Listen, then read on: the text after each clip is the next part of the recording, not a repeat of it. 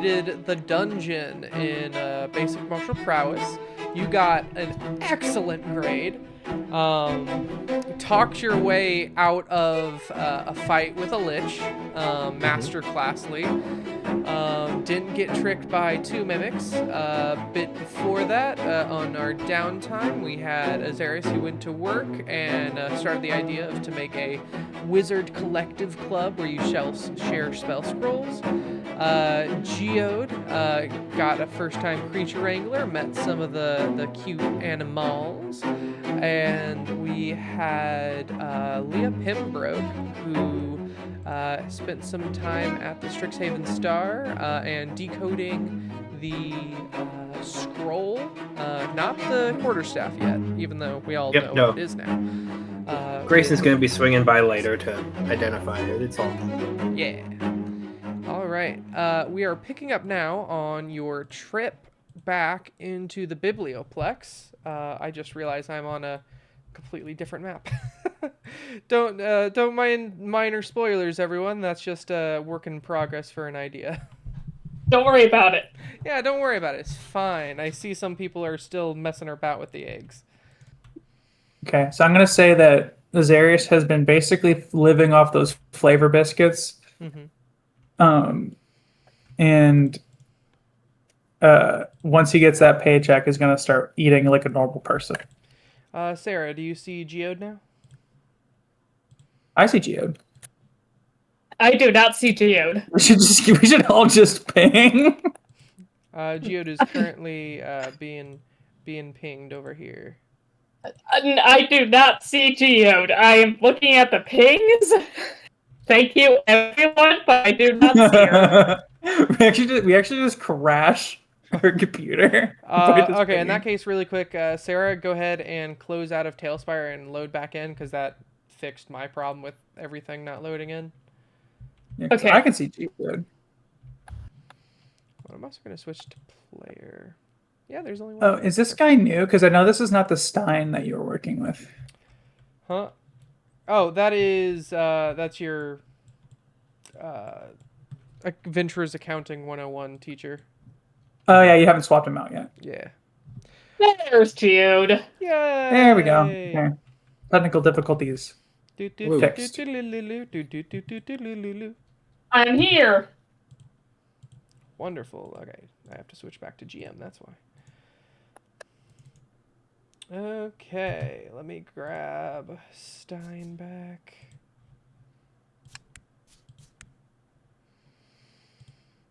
But yeah, you do have a quick 1 hour power nap. You get some high C and pretzels. You know, Bob's your uncle. Mm-hmm.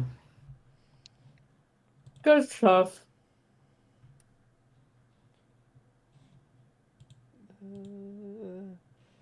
I never remember what he's labeled as.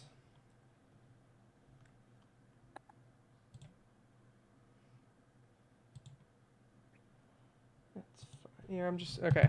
Minor spoilers, everyone. I'm going to go to another map that he is currently in and grab him from that. Okay. Okay. R4 into the world. Stein's Dimension. There it is.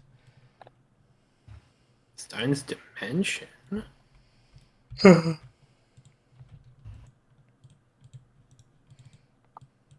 Check out. Perfect. Yeah, let's actually just make you unique. There we go. In that case, I can grab you whenever now. I have a quick accounting question. So I have not used this spell yet on my character sheet that I thought was going to be more useful. I'm debating on whether or not I want to swap it with something else. Yes. Because I chose Inflict Wounds for my Shadow Touched feat. Mm-hmm. Ooh. I have not used it yet. Yeah. I need someone to convince me not to switch it for something more useful. I mean, Inflict Wounds is great.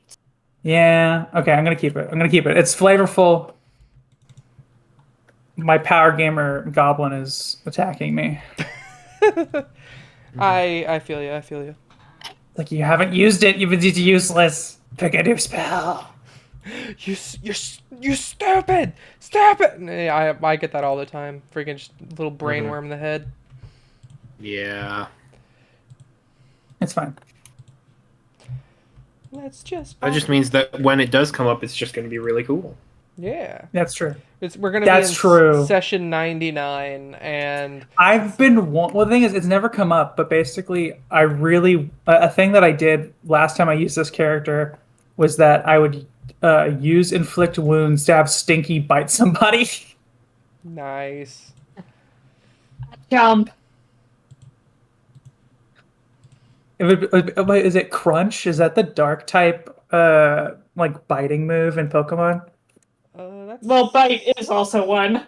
that's, Yeah, but I imagine like Crunch even more. I think Crunch. Crunch is a fighting type move. No, it's dark Yeah, type. Crunch is dark. Dark. Okay, cool. Yeah, Crunch deals. There's actually a fighting bite move. There is a bite move. I know that. But like a fighting type bite move, because you do have elemental bite moves too. Oh yeah, you're true. That's true. Yeah, isn't it like Interesting. Ice Snap or something? For Ice. Ice Fang, Fire Ice- Fang. Yeah, the Fang list. Yeah. Makes sense. As you all are talking about this on your way to class, you get in, and again, Stein is not there. From your past experience, he will walk in the door exactly at the appointed time when the class starts, as he is extremely punctual. You have about 5 minutes to spare. There's just some aimless sort of chattering right now. In this specific class, I forget everyone who's in it, but I know this isn't the one with Drasmere, because that is. Yeah, that's correct. Yeah, no, I'm just in the front. I'm just hanging out with Stinky and petting him There. for class. Actually, no. I have my book out. I'm gonna try and make a good impression by by reading my Nice. book, having my my notes conspicuously laying on one of the pages. All right. Fair enough. I'm playing with the class elemental on my fingers.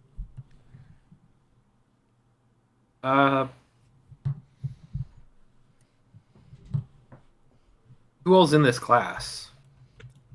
Anyone that we would recognize, or? So as far as first years, because first year class, not too many recognizable faces. Yeah, not too many recognizable faces. You except there is one Donovan Dark, up in the back. Oh, that fucker. Yeah! Which one is he? Where are you? Donovan Dark's gonna be right over here. I'm not gonna say anything. I'm gonna I be figured it was calm. you. I'm not actually going to do this. Sarah just wants to. Is that Loxodon just like a stock character, or is that the same Loxodon from the adventuring class? That is a stock character. Okay, just making sure. But you know what? Frig it. You know, it's the Loxodon from the dodgeball game. Why not? Frig it. Hi, it is I, the have no fear, for I am here. Freaking All Might. Freaking. You remember my name, don't you? It is I, Badam Rampart Sujiv. Ha ha ha. Is it right? Why would you say something in what Zemnian. Zimnian, yeah. Yeah. Zimnian is German. Dude, Yes. actually, no, it's fine. I was like, oh, maybe I that's one thing I really liked about Matt Mercer's world is that the humans also had different languages amongst each other. Makes Oh, sense. yeah. Makes sense. Yes. Yeah, friggin' I like to imagine like Elvish is probably French, Dwarvish is Russian. We got like just equating languages to IRL. Simnian is now German. Oh, for sure. But yeah. Sylvan's Canadian. It's just an accent, but no one understands unless you're fluent in it. It's Quebecois. Yeah. All right. So Let's be honest, Sylvan is Irish. that's fair. What language would like Gnomish be, you think? Probably Welsh. Welsh makes sense. I was also thinking like Finnish. Yeah. Scottish, because that's where you get most of your gnome legends. Oh, yeah, that's I fair. always think Scottish and, like, dwarf, but that's just the stereotype. Jacob already said Russian. Well, again, that's just like my idea. Like I imagine the dwarvish language is equated to very, hard syllable words. Yeah. But yeah, Stein will walk in immediately at the ring of the bell, the magic bell that appears in every room in the biblioplex and rings. Jacob pops into existence for like a split second, rings a bell, pops out of existence again. And what was that? Sorry? Jacob gives a little scream right before he pops back out of existence. Oh, yeah. Stein immediately gets up to the podium and starts drawing on the whiteboard. Azarius, he doesn't even seem to clock you in this class right now. He starts writing, and he says, this lesson is on... as I said last lesson, the key to a wizard's job is to create, correct, and simplify formulas. This lesson is going to be on the correction and adaptation. Can anyone tell me why 97.67% of wizards choose to master a particular school of arcane with a factor of error around 1%? Azarius raises his hand. He says, is it because I was going to say basically it's like optimization. So you, by putting energy into one school of magic, some would say jack of all trades is was it jack of all trades, master of none, something like that. Wanting to optimize because it costs money and time to write scrolls down and learn those spells. So by specializing, you save some resources.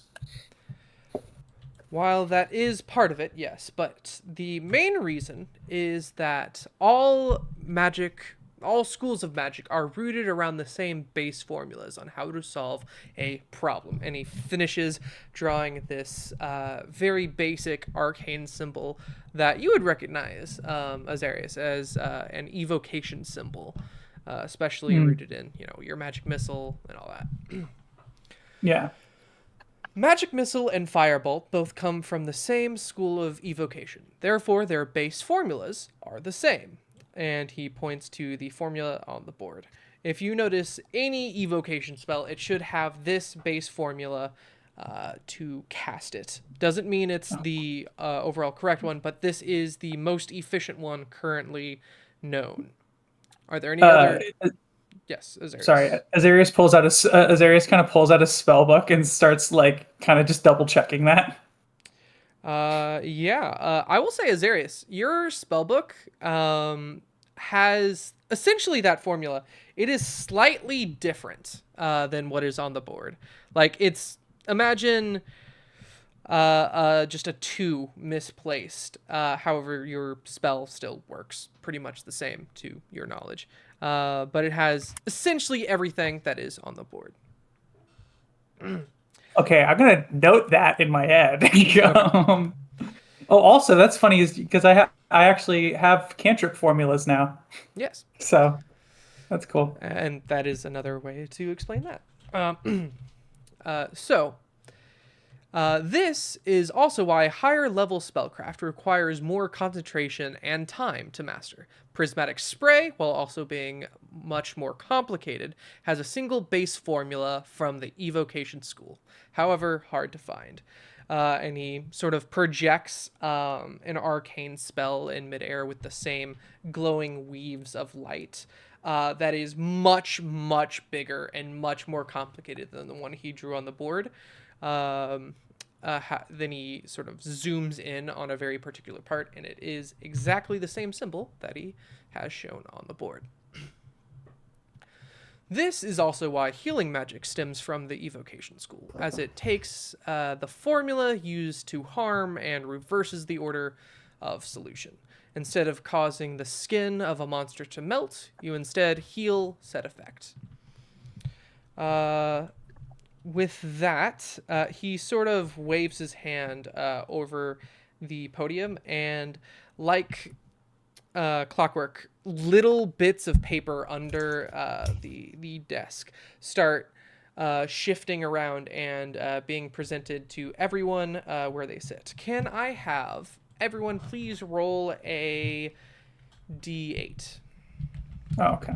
D8, okay. I had my D20 ready for an Arcana check. Okay. Oh. I don't know where the die went. Oh, there we go. It's hanging up here. 5. 1 second. Andrew, you have the same symbol that is on the board. 4. Okay. Azarius, you have can I go ahead and make a basic Arcana check for you? And what'd you get, Geode? 1. 1. Okay. I rolled a 17. Okay. You would recognize this as divination. Geode, you have a one that you're fairly familiar with just from watching Azarius cast. From your just perception of how things work, you would know this as an abjuration scroll of some kind. Okay. So, today's lesson is going to be simple, as today is on correction. Each of the scrolls in front of you hold a level 2 spell of some kind. I have mistakenly written it down so that the spell will not cast without correction. It is your job by the end of class today to correct said spell scroll. Your reward for doing so will be the ability to keep and use that spell scroll as you see fit. Any questions? Pog! Donovan Dark in the back raises his hand. Yes, Mr. Dark. Oh, this fucking guy. So, what happens if we overcorrect or decide to switch scrolls with someone else in class? Were you allowed to do that, or Stein stops for a moment? As long as the swap is agreed on by both parties, I do not see why not. But it must be before any correction or simplification is done. Are there any other questions? Very well. You all have 2 hours. Your time will start now. And he flips an hourglass on the table. So, you each have a spell scroll of a particular spell in front of you. Your job is to make this into a working scroll. You can do that a variety of ways. If you want a different scroll than one that is allotted to you, you may switch out with a student in this classroom. I'm okay with the abjuration. Okay. Unless Azarius would like it, I guess, but... I guess I would, yeah, well, the thing is, I don't think I'm allowed to help you, so I'd rather... Let's just stick with the assignments that have been given to us. Yeah. I'm going to refer to my identify spell to try and figure out what the differences are. Ooh, interesting. Okay. Does it say like what the spell is As on it? Or... soon as you try casting identify, you immediately the spell fizzles, and you see Stein casted counterspell. You are Oh only wait, I allowed... wasn't gonna. Oh, just to be clear, I wasn't going to cast it. Sorry. Oh, okay. I'm sorry. I thought you meant you were No, casting identify on the scroll. no. Identify is a divination spell, so I was reading through my spell book, cross-referencing the formulas. Got it. Okay. Yeah, yeah. This is No, not... I'm not that stupid. Okay, this is not identify, as it is a second level spell. Well, I know it's not, but I meant like if it's both divination, they should have the same root, right? Oh, I'm sorry. I misunderstood your question entirely. Yes, they have the same root. Your identify and the identify on or the Divination divination spell on the scroll have the same base formula. Yeah, so that's what I was going to use for my correction. Yes. The base formula is fine. It is the formula everywhere around it that you need to simplify and complete in order to make it a functioning scroll. Oh, okay. So everyone's base formulas, the reason why you would theoretically be able to identify them, are all perfectly working. Okay, I see. It's like having E equals mc squared in the middle of, an equation of calculating the speed of light of different objects in a solar system, etc., etc. Okay. I'm just gonna let that ride. Yeah, no, it's fair. I knew I was wrong. I I know where you're going. Yeah. Like there's equations that are in other bigger formulas to make a new solution to, different. Yeah, it's a system of equations. Yes. Well, I guess I just start working on it. If it's math he wants, I'll do some math. Okay. So there's a couple ways you can do this. You can essentially just do pure math, which is the way Azarius is going. You can attempt to solve for the parts of the equation that look missing or wrong. You can try figuring out what was erased or changed on the parchment itself. Or you could, try something completely different that I didn't think of. Let's go top of the order. Miss Pembroke, how are you going to solve yours? Okay. So I have my spell scroll here. Mm-hmm. What sort of information is it giving me? Just as far as like a plain text reading of it. Okay. Can I get you to make just a quick Arcana check? Not a high DC, just... Alright. It's going to be a straight die roll, but sure thing. Let's go ahead and see. It is funny because you did already say what it was, I'm pretty sure. Yeah, it's evocation. Okay. So that's an 8. Yes. With an 8, you would recognize that, 1, this is evocation spell. Okay. 2, how familiar are you with different types of magic with different types of damage? Basically not at all. All right. You would know that this isn't, your same type of lightning or anything. You wouldn't get the exact damage, but it is not an elemental kind.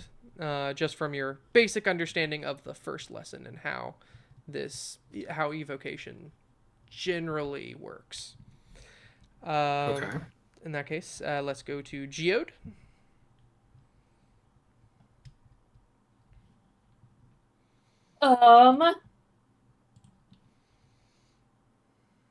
I think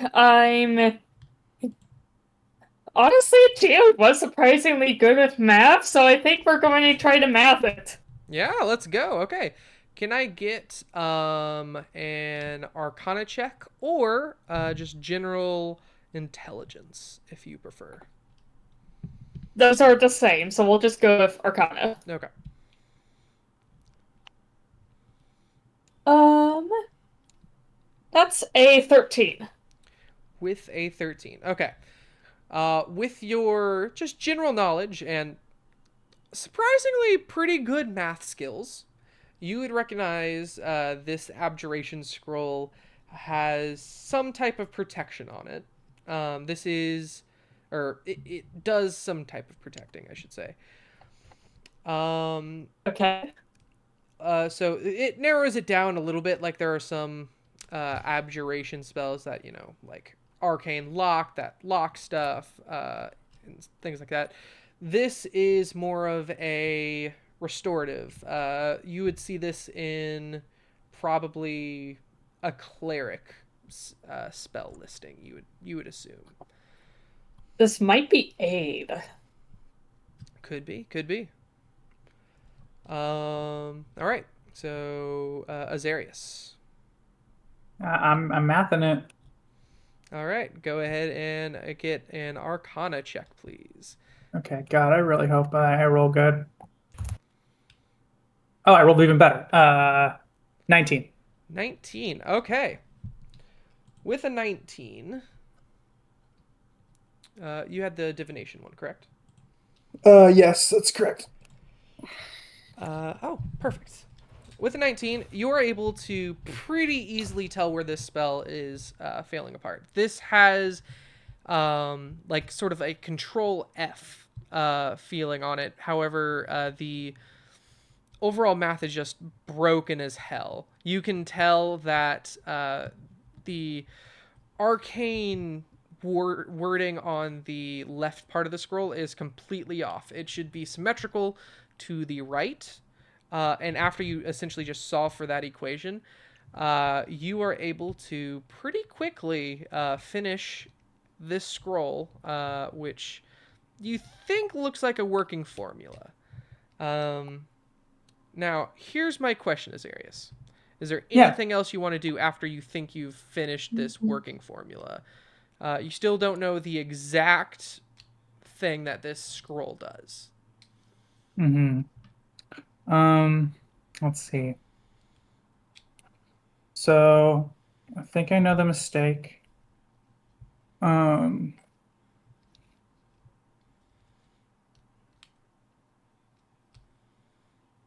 gonna go through. You know what? I'm gonna go through my notes on the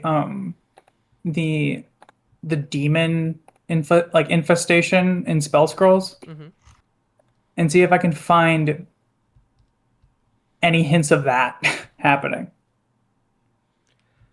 Absolutely. Can I get a history check? Okay, that works too. This is a lot of rolling. I'm getting nervous, y'all. Holy shit. Holy shit. Yeah. 25. Okay. I'm going to give you an option here. With a 25, because that beats the option DC I just had. So with a 25, you pretty quickly realize something. With every spell scroll being the base of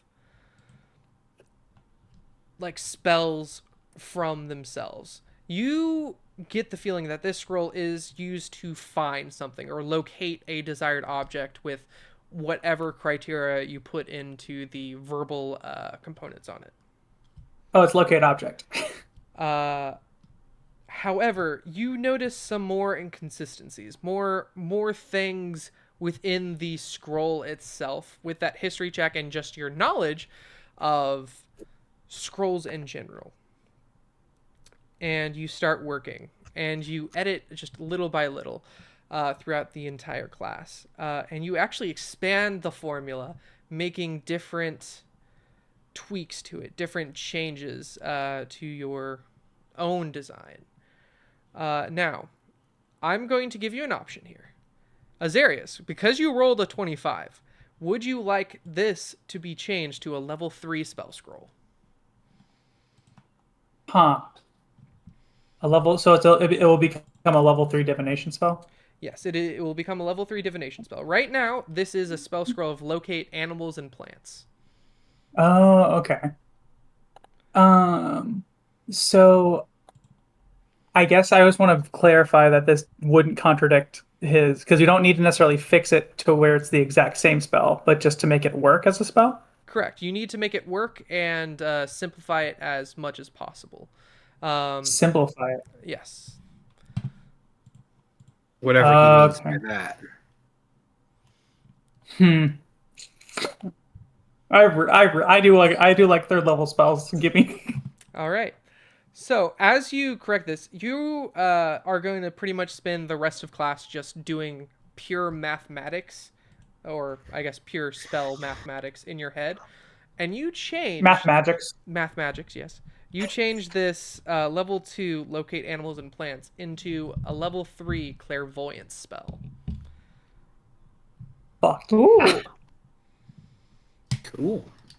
So that's going to be for the end of class, and there's going to be something else there. But let's go on back to Leah. Okay. So I know I've got an evocation spell. Yes. All right. And you know it is not an elemental evocation spell. This does damage, but it doesn't do the main elements. Okay. Man.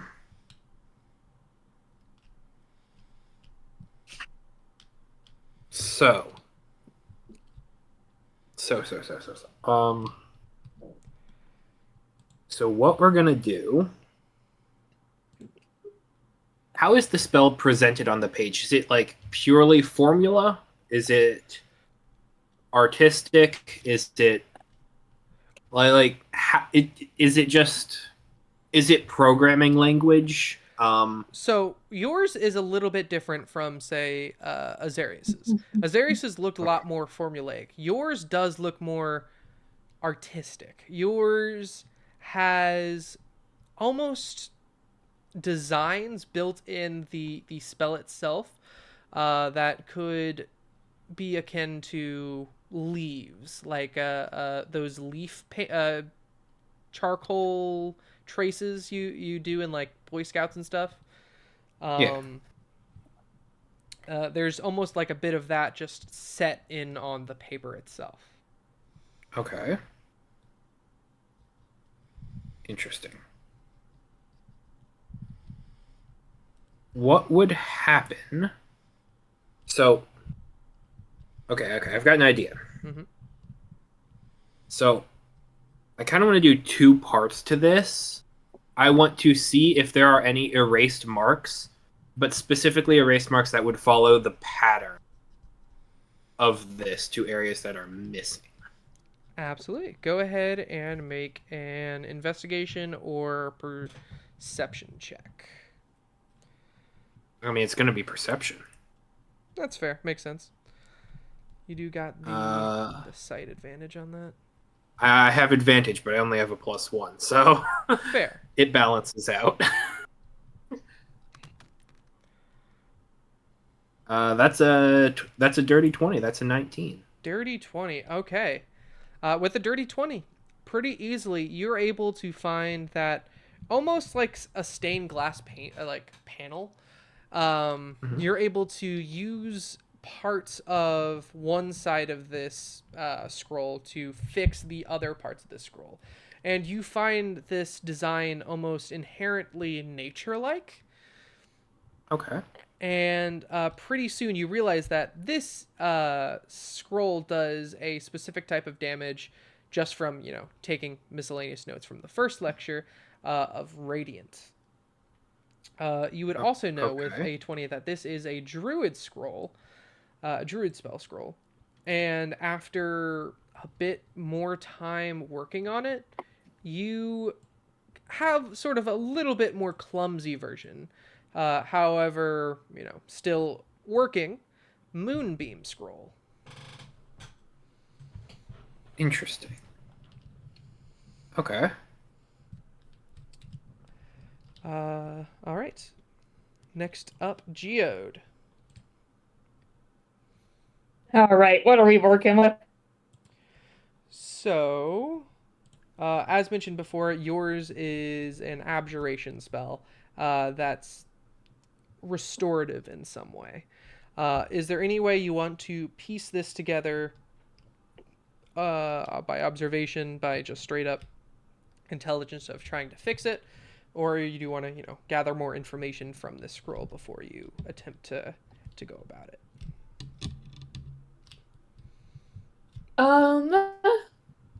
Hmm. I'll say it hasn't come up yet, but there is a chance of, at any point, if you roll 9 or less on the check to fix the scroll, it will destroy it. Yeah, that's why I was kind of stressed. I'm not gonna lie. There was a Yeah. lot. I rolled 3 times. So essentially, a 9 or less destroys it, but if you reach a 25 or more, you get an upgraded version. Oh, interesting. As you literally write in not only the parts that were missing, but you add in more. Were you parts. expecting that to happen, Jacob? I mean, It is a serious and abjuration wizard. Yes. Does any of these spells look similar, aside from the base formula, to any spells he has cast? You would have you've seen him cast Mage Armor before, and just from that being an abjuration spell, it has the same, base formula. However, you wouldn't have recognized this spell being cast by Azarius at all. Okay, so this is new on that memory. I shall just continue mathing it out as best as we can. Okay, go ahead and make an Arcana check. Because Geode is surprisingly good at math.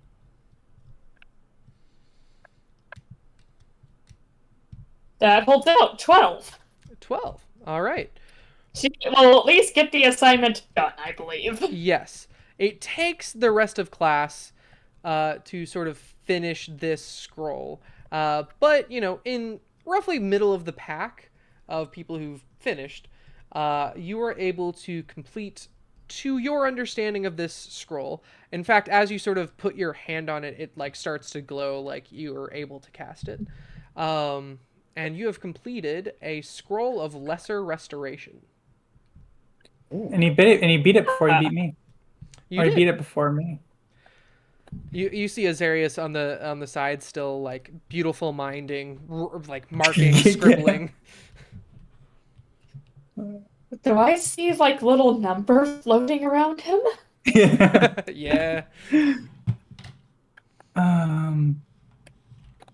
All right. All right. With that, everyone here was able to successfully complete their scrolls. Okay. All right. So yeah, lesser restoration, a clairvoyance with a level 3, and a moonbeam for Miss Pembroke.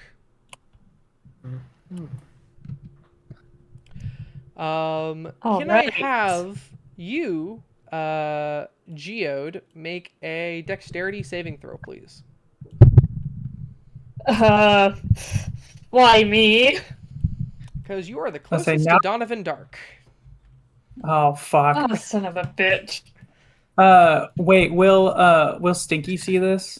Stinkle sees, yeah. Okay, cool. Everyone's gonna see what's gonna happen. Oh, lovely. Okay. Come on. That is a 14. 14. That is... Okay, you're gonna take half damage. Holy shit.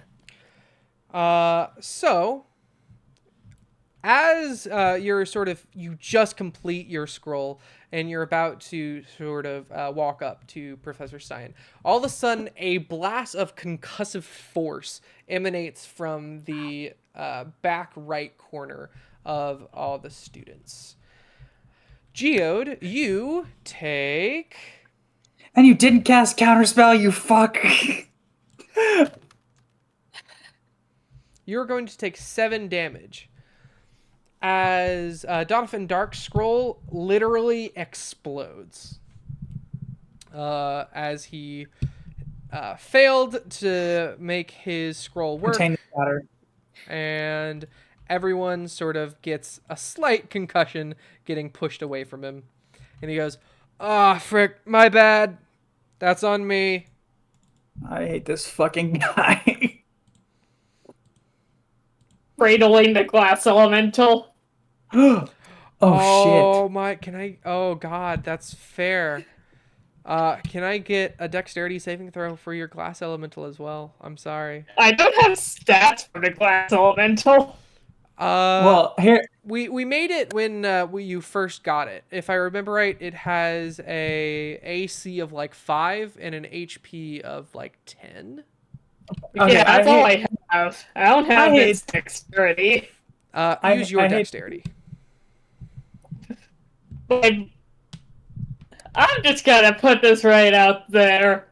The worm has a different dexterity than the rocks. You know, that's fair. Here, it's glass. Let's make its Go with a cat. dexterity. It's a little guy. It's quick. A dexterity It's of a 16. It's quick. 16. +3. I will say, if it is +3. shatter, it would have disadvantage. I'm gonna double check, but I think so. Is shatter a second level spell? It is, yeah. Yes. Oh. Yes. Um, 15, 16, 17, 18. 18. yeah, a creature made of inorganic material such as stone. Oh shit! Actually, Geode has to do disadvantage as well. Oh no, you're right.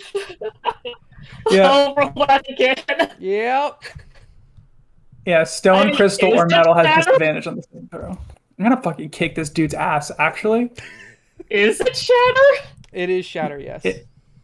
Okay. It's going to be thunder damage, not force, but it is a concussive force that essentially pushes everyone away. Geode's new roll is a 5. So what's the full damage on that? 14.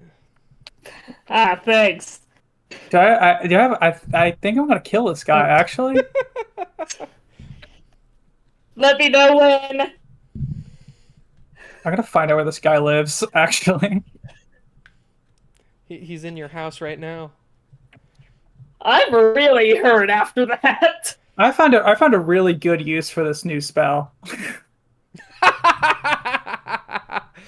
What's that, Azarius? What's I'm gonna find out where he fucking lives and kick his ass.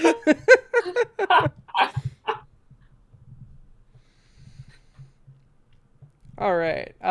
So you take 14. What is the roll on your familiar?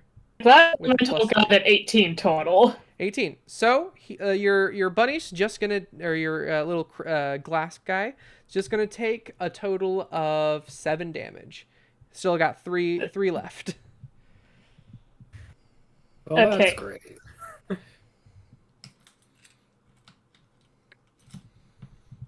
Yeah, I'm gonna put bunny's stats in chat. Yeah, Funny let's jump this stats guy for up the to school. elemental. Yeah. Could I? Let's jump. Can I make an argument for snake stats? What is the snake stats? Yeah, I'll let you take a look at them first. Yeah. Poisonous or Like there's constrictor constrictor. snake? Constrictor. I'll let you pick.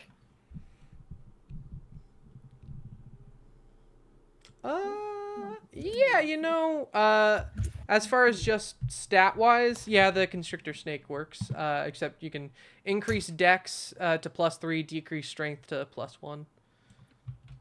Okay. I'm gonna jump Is this guy. this constrictor snake stats? Dex +3, strength +1.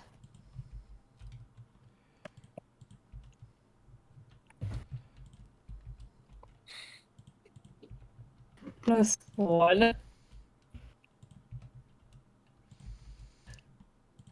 There you go. Okay. I put it in chat. Lesser restoration. Okay. Thank you. No problem. So, Donovan, she says, my bad. Guess I fail this class today. Shucks. I'm gonna go ahead and head out, everyone.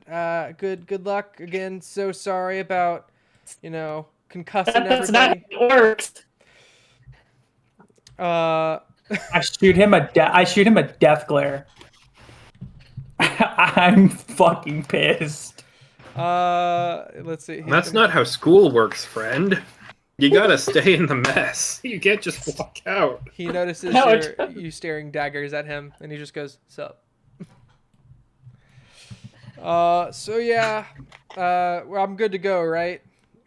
Stein looks at him for a solid 5 seconds, just staring at him before answering. You may leave. Professor, can I jump this guy? No, I don't say that. Heads off. I don't say it. Hang on. I don't know. Can you? Professor, may I jump this guy? I don't know. Can you? I said may. Okay, wait. So I'm gonna see if there's like a moment of silence before. So yeah, after he dismisses Donovan Dark, he waves his hand, and essentially all the damage that just happened to the seats and everything just reverses. Any damage dealt to students has stayed the same. But no one's dead. Everyone's just sort of badly wounded. There's not blood on the outside, and it's on the inside, and that's where blood's supposed to be. So that's good. That's good. Leah, you were actually just outside of the radius, so you just feel like a slight hit on your back, but you don't take any damage. But everyone behind you is groaning and just clutching. So their I arms. run.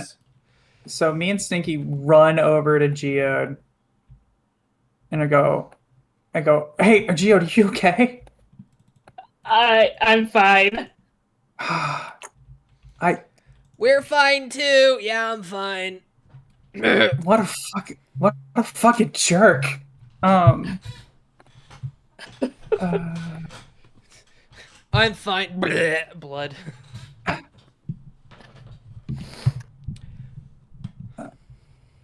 1 second. I'm trying to think if there's I think this guy needs to go to the nurse. I'm good. I just need it. And all of a sudden, the blood goes back in. All right, I'm fine now. I'm fine. Quick, healing. I'm all good. Inside's where the blood's supposed to go, as far as I know. So anyway, that was crazy, right? That Donovan Dark, bro. I hold out my hand to sort of pick Geode up. I'll take it. The thing is that I'm so incredibly weak that it actually doesn't help at all. I stand on my own. You stand, and Azarius, you're on the floor now. Man, I kind of forgot that you're made entirely out of rocks. Yeah. Well, not just rocks. There's some crystals in there. Okay. It's okay. So, what do we do with these when we're done, Professor Stein? As people finished, I think the first person to finish set a precedent where they walked up to Stein. Stein talked to them for a slight bit, and then they essentially leave the classroom. Someone else walks up, talks to Stein, and leaves. Geode, as soon as you get done, you're after pulling yourself together, finish the rest of your notes. So you go up to Stein. He gives you just general advice on just penmanship of how to properly write different glyphs. However, the spell you have still successfully works, so you get to keep it. And he lets you be dismissed if you so choose, or you can stay behind and for the rest of your friends. And then my turn. Yeah. Well, Leah would be next. Actually, yeah, true, because Leah would probably. You're gonna finish like right on the bell, but you're gonna finish with a better product.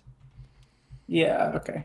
So yeah, he goes to you and says, you have quite good eye for detail, let's say, on here. You successfully intertwined Formula 1B with 3C, and you pretty much did the same artistic design front and here. So overall, good work. Thanks. Yes, Azarius. And he takes yours, and he just kind of stares at it for roughly what feels like 10 minutes. And as soon as he's done, he looks at you. And he looks back at it. And he looks at you again. And he looks at me. And I look at him. Did I mess it up somewhere? No, this is not only successfully simplified, you also expanded the spell to make something completely different, which is very well done. Oh, thank you. I guess I just got carried away. Have you had any training with your magics and arcane runes before? No, it was primarily self-study. I'm sure you know. You know. Yeah. Well, I was like, you may be aware of my past. I've basically been self-studying from this book as best I can.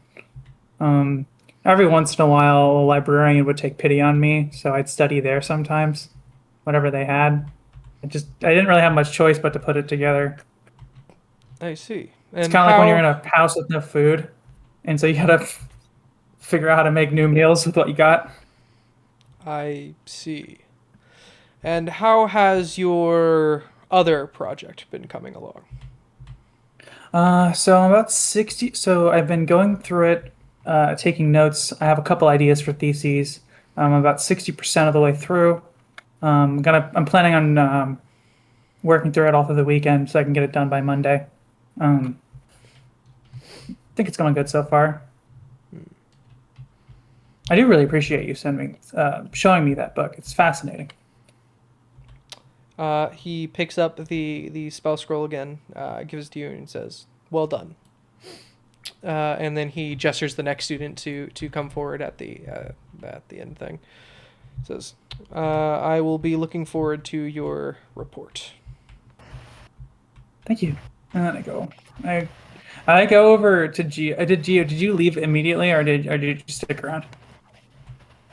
I stuck around like. Okay, I go over to Geode, and I stuck around and I go, how'd you do? Good. And I take a look at the spell, at the abjuration spell. Lesser restoration. I go, oh, that's a really good one. We should definitely keep a hold of this one. It's unfortunate. I don't think druids can. Well, actually, do lesser restoration. Do druids get lesser restoration? Druids do get lesser restoration. This is a really good spell. So it's unfortunately I can't put it on my book or anything. It's not my kind of spell. Hold on to it. Yeah, if anything happens to you, because then you won't be able to cast things, I'll be able to help you out. That's smart.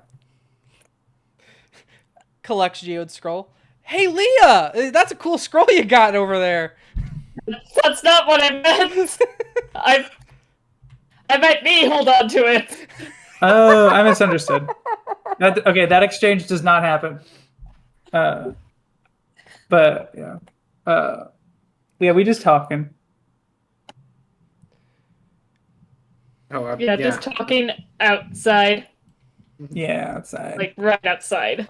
Do I see that guy, Donovan Dark in earshot? No, he Or- and is. He uh, has left. dude, what Since is with that fucking guy? I hate his guts. I don't know. I I want to give that guy a piece of my mind. I've never met anyone like him. So I got this spell. It's clairvoyance. I can put a sensor in places within a mile. I'm thinking if I can get enough, I might be able to figure out what that guy's deal is. Do you need more than... How much do you need for Uh, clairvoyance? I need 100 gold piece, either a pearl or a corn, depending on whether or not I want to see or hear. I'm thinking that seeing would be more useful. Oh, hi, Leah. Oh, hi. Just kind of, she was just kind of heading out of class. Just Hey, you want to jump? You want to jump Donovan Dark after school? why? Wait, did you see what he did? No regard for human dignity. Exploded. He failed at his spell. Well, I mean, there's also the kangaroo thing. He did steal that planesphere. Okay, that one, sure, that one makes more sense. But like, he failed. He I wasn't don't know even if- sorry. I don't think he did it. I think he did it on purpose.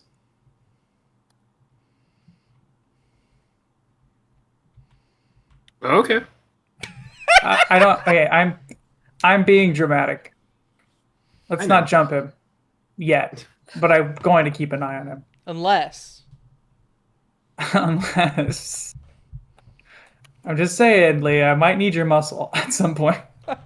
Look, I'm just saying, I have Druidcraft. I can make a harmless sensory effect.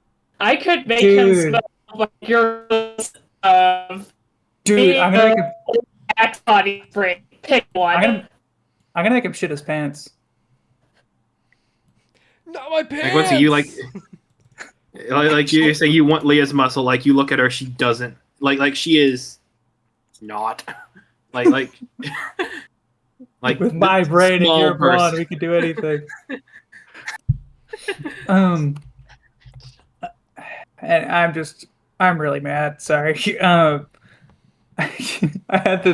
What did I like just say? I like completely lost my train of thought. I said something that was really interesting, and I completely lost it. You wanted to jump him, use clairvoyance to figure out where he lives, make him poop himself. Yeah, that was the one. I want to make him shit himself. I'm gonna do that actually. Friggin' if this were early days of me DMing, you could just cast knock on him. Knock. Yeah, that's an in joke. From when I first started It opens playing, locks. Yeah, when I first started playing D&D, and didn't know exactly, rules and stuff, or How like, spells what work, happens yeah. if you use knock on a person? I was like, well, I guess they'll poop themselves. That's really funny. Well, yeah, no, I was thinking more prestidigitation. Yeah. That's really good. Where is it? I can instantaneously soil an object no larger than 1 cubic foot. I'm getting coffee, and then I'm going to spend the rest of the day in my dorm. Would you like to join me? Yeah, I think I'll pass on the coffee just because I'm trying to save money right now. But yeah, I can go follow you. I'm grabbing a latte and I'm going to the dorm and I'm going to hang out there as long as I can. Ideally, the rest of the day. Fair enough. Three copper pieces. You grab a latte. You go on down back to the dorm, and you hang. We are approaching the weekend, which there's going to be some free time. Azaris, you will have some time in the library on Saturday. You're perfectly free on Sunday. Everyone else, you're pretty much good. I would say geode. There is a horticulture meeting on Saturday. Ah, sweet. Ah, sweet. I'm definitely going to that. Yeah. But for the rest of the day, you get out. It's about 8 p.m. Is there anything else you want to do before the day ends? I mean, Leah's gonna meet up with Grayson back at the place just to Ah, yes. figure out the quarterstaff. He's looking a little bit better. He had sort of a sallow complexion last time you met in the area. Can I get a perception check? Absolutely.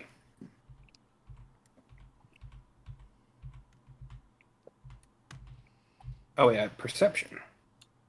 Oh, hang on. Man, I wish I would have been 6th level, because then I could have gave you my ward when you got blowed up. So 11.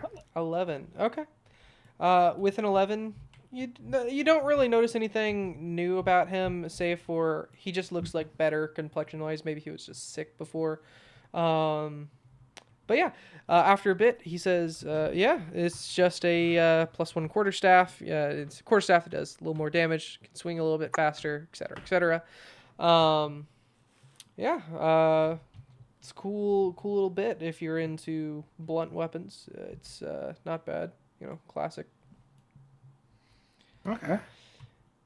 By chance, is there Thank anything you. else you need for me this day?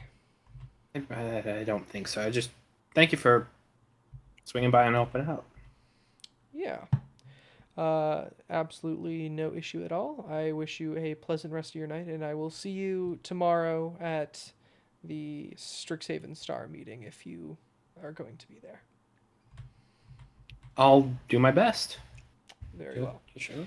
And he walks out with, perfect posture and the stride of a true diplomat. Yeah. All right. So you now have the +1 quarterstaff on your possession. Woo. Geode, as you get back to the dorms, your glass elemental still hurt from just the concussive force of Donovan Dark's magic. And put on my desk. What was that, sorry? Just gotta put him on my desk.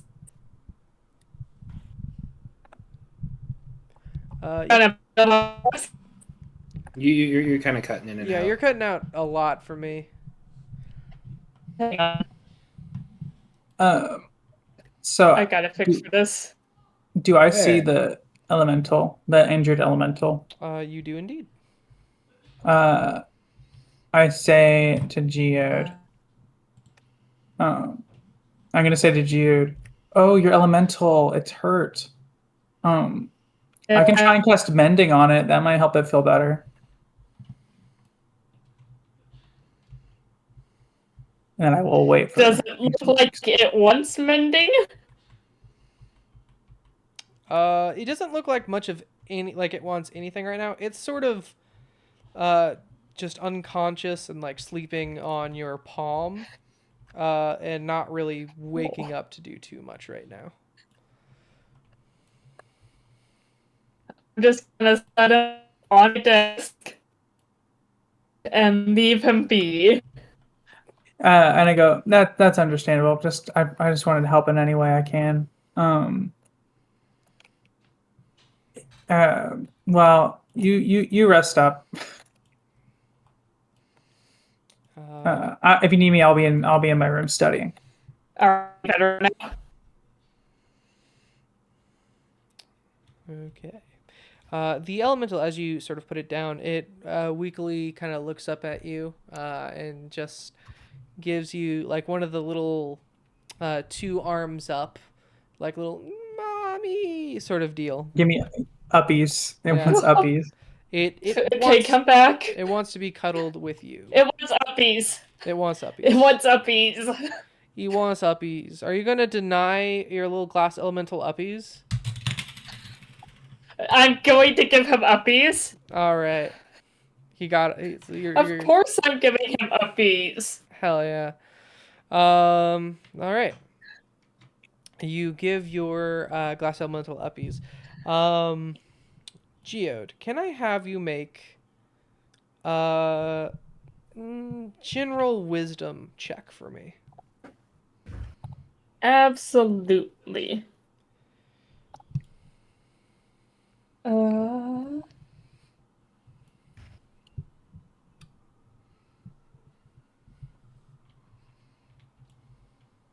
Oof, that is a 7. 7. Okay. Can I have you make a Constitution save, please? Yeah. Remember, scream in pain if you're hurt so we can help you. 11. 11. Okay. Geode, how much HP do you have? Oh, fuck. I was sitting at like 13. 13. Okay. So you're not I going to believe. die. Oh my god. Geode, That's always good to hear. As soon as you give your glass elemental uppies, it starts Drop.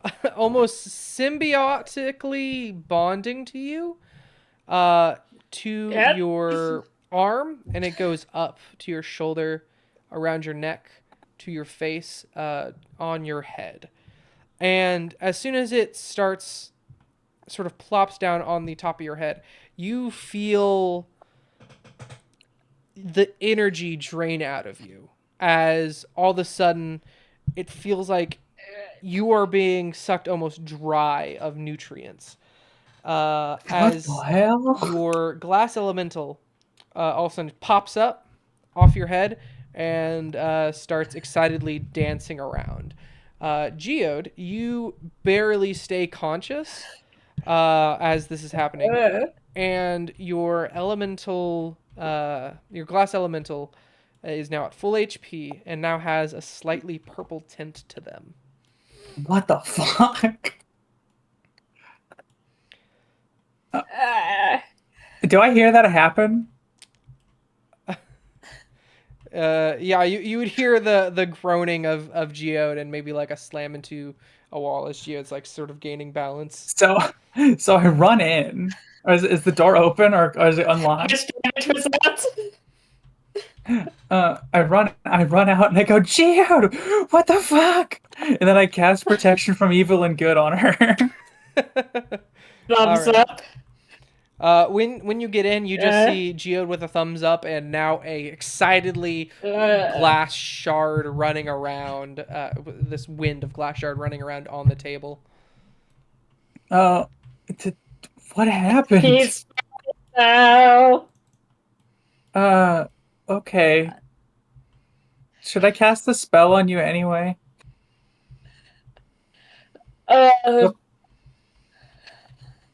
It'll protect you from elementals.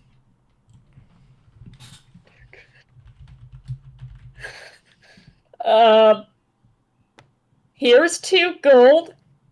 Can you get me something from the tavern down the road? Yeah, of course. I'll make sure to bring you change. Then I run over to the tavern and grab. I grab snacks.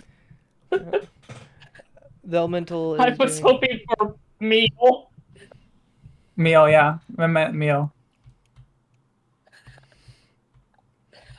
Yeah, but the bunny seems bolstered and full of energy, and is just happily hopping around.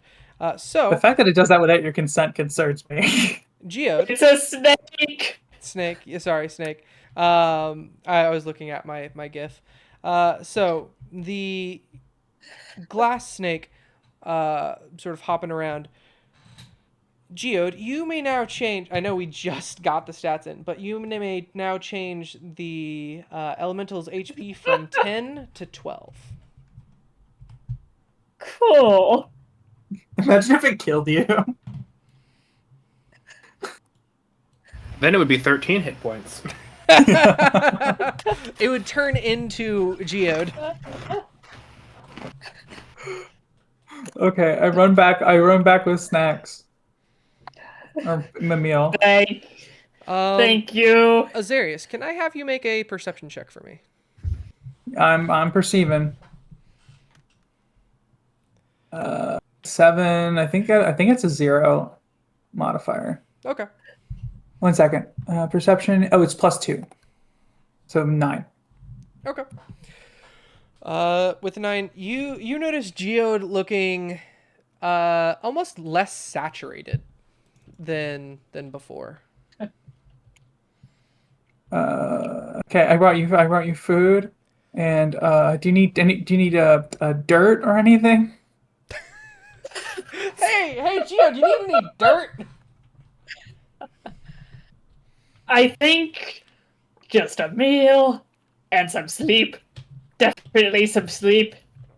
And I'll be good. Okay. I'll let you know if anything changes, I swear. Yeah, what a day. Okay. Holy shit. Thanks, Arius. Of course. I don't want you dying on me. That feels like just cut. I imagine since it was a snake, it was like wrapped around her head. Yes, it was the snake as it sort of crawled up the arm. Imagine, the Spider-Man symbiote suit as it like crawls up the arm. That's kind of what it looked like. Man, that's freaky. Yeah. Also, since it's a Rupert's drop, that means like it's like is the snake part the head? Is it the head of the snake the big part, or is it? Yes. Okay, so look. Okay. It's a very genuine. Good. Never mind. I had an image of a different type of organism in my head when I thought about that. I thought that since it was a Prince Rupert drop, it was going to small part. It's already exploded. Like, that's how I awakened it, I believe. Oh, yeah, I guess you're right. Never mind.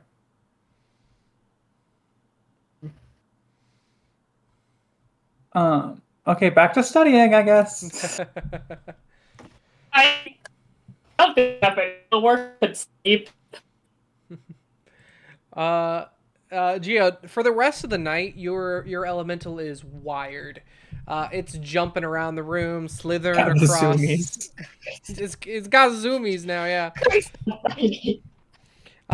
It is making it fairly hard for you to sleep.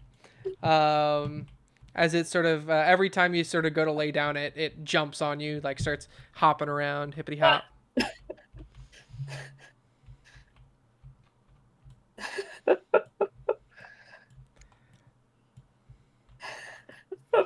Oh, you know what I really need? You know what spell I really need? I really need gentle repose. Yeah, that's a good one. So here's my plan. I cast gentle repose on myself, and then Stinky rubs his butt on me so that I smell dead. No, you go the way of Stinky, and you cast feign death on yourself, and your arms and legs just go up. Oh, it was feign death. That's what it was. Yeah, that was the spell I was thinking of. Wait, what level spell is that? Is that 3rd level? Feign death, I think is it's a little 4th bit higher. level. Well, I was thinking like. I forgot if we established that he played dead during his traumatic backstory. Yeah, so it's fitting. Yeah. It's 3rd level. You played possum. Yeah. Okay. So yeah, after a bit of time, the zoomy snake shard creature starts slowly winding down. You notice the purple tint in the glass starts fading a bit, and it starts comfortably going back to normal. Although this is roughly 5 hours after you want to go to sleep, so it's still a lot, but manageable. Leah, you get your quarterstaff taken care of. It's a bit hectic in the dorm right now. So you and Azarius are gonna have the door is closed. The snake is staying in my room. still a bit hectic, I'd say. You hear just Oh, yeah. crashing every now and again coming from Geode's room. And And that was the cactus that just put that back. but yeah, eventually you're all able to drift quietly to sleep and / study. Is there anything else you want to do before we move on to the weekend? It's the weekend. Time to study more. All right. So that night, as everyone is going to bed, we see in the middle of the quad of Strixhaven a dark figure in a hood just slowly walk through one of the portals leading out of Strixhaven. Ooh, intrigue. It's the weekend. It's a Saturday. You all may sleep in or get up as early as you so choose.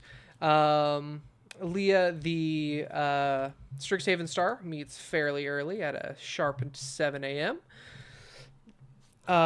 Your job... She would get ready and probably be there. Yeah. Your job... She owes it to Grayson after helping her out with all this. Absolutely. Your job, Azarius, starts a little bit later at 8, but it's still fairly early day. And Geode, your meeting starts at a similar time. All right. Can we set an alarm on J.A.C.O.B? Yes, Jacob will remind you to get up like, "Hello, everyone! Alarm! It's me, Jacob. It is time to get up. It is 6:45 a.m. Miss Leah Pembroke, you are on your way to the Strixhaven Star. 6:45 a.m. What was that? Do I feel rested? You do not feel very rested at all. You were able to finally get to sleep around 3 a.m. That's generous. So, I have an exhaustion level, I assume. Yes, however, you were able to get a short rest in if you want to get your HP back. I mean, you can continue to take a long rest, can't you? If you want to be late to whatever you're doing. That's true. If you would like to skip horticulture. But not our first meeting. I want to be there. Makes sense. Mm-hmm. I think I need to get another fucking coffee. You think I was joking when I said I'll give Geode a caffeine addiction? Yeah. What if coffee suppresses an exhaustion level by 1? But then the next day you get 2. Yeah. Well, there's gonna be a crash sometime. You could always buy a decanter of endless coffee from the school store. Well, then you get to an exhaustion level of 7 and then you die. One of them. I mean, that's how it normally goes. Keep yourself awake for so long, you eventually start seeing things, and then, Yeah, that's the wizard's whole deal. Hey. Oh, sorry, it's a bottle of boundless coffee. My bad. I see. I'm awake.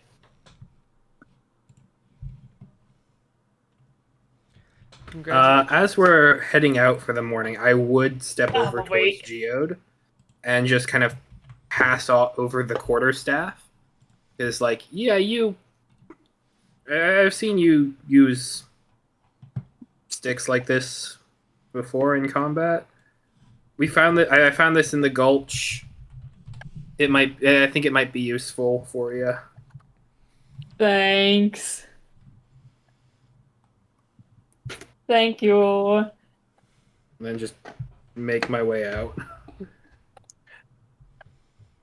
Actually, I guess I'm gonna drop my week's gold here, so I have 5 gold pieces now. Okay. Just for next week's meal, or for next week's foods. Okay. You say it's a gold piece per week, roughly. Yeah, if you're just going on base stuff, if you want, some more fancy stuff like, coffee and things like that, it's going to be No. like 5 GP. Yeah. I mean, Leah's gonna be just basic. That's fair. I would say part of my explanation for so the reason why I'm so poor out of game is because I have a 100 gold piece pearl. So because I want to be able to cast identify. And so all of my starting gold went to that. How much boy. is the strongest coffee they have? Oh, you want the triple caffeine extra espresso supreme style kill the morning Cold brew? coffee. Yes. Yes. All right, that's going to be 1 silver. Which is expensive, Okay. because usually you can get a coffee for like a copper. It's like 3 copper, but this silver, you get a jug of espresso coffee, and you God, take that a sounds sip of nasty. this, and it's like drinking electricity. Like, have you ever licked a battery before? No, because I'm not stupid. It's actually an energy drink. Yeah, frick. Geode, you take a sip of this, and almost immediately you are awake in 5 minutes of just sipping this, and you are aware of everything around you.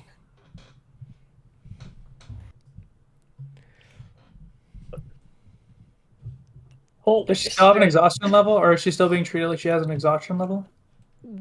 For now, treat yourself as if you don't have exhaustion. Just for now. Okay. But It's suppressed. Okay.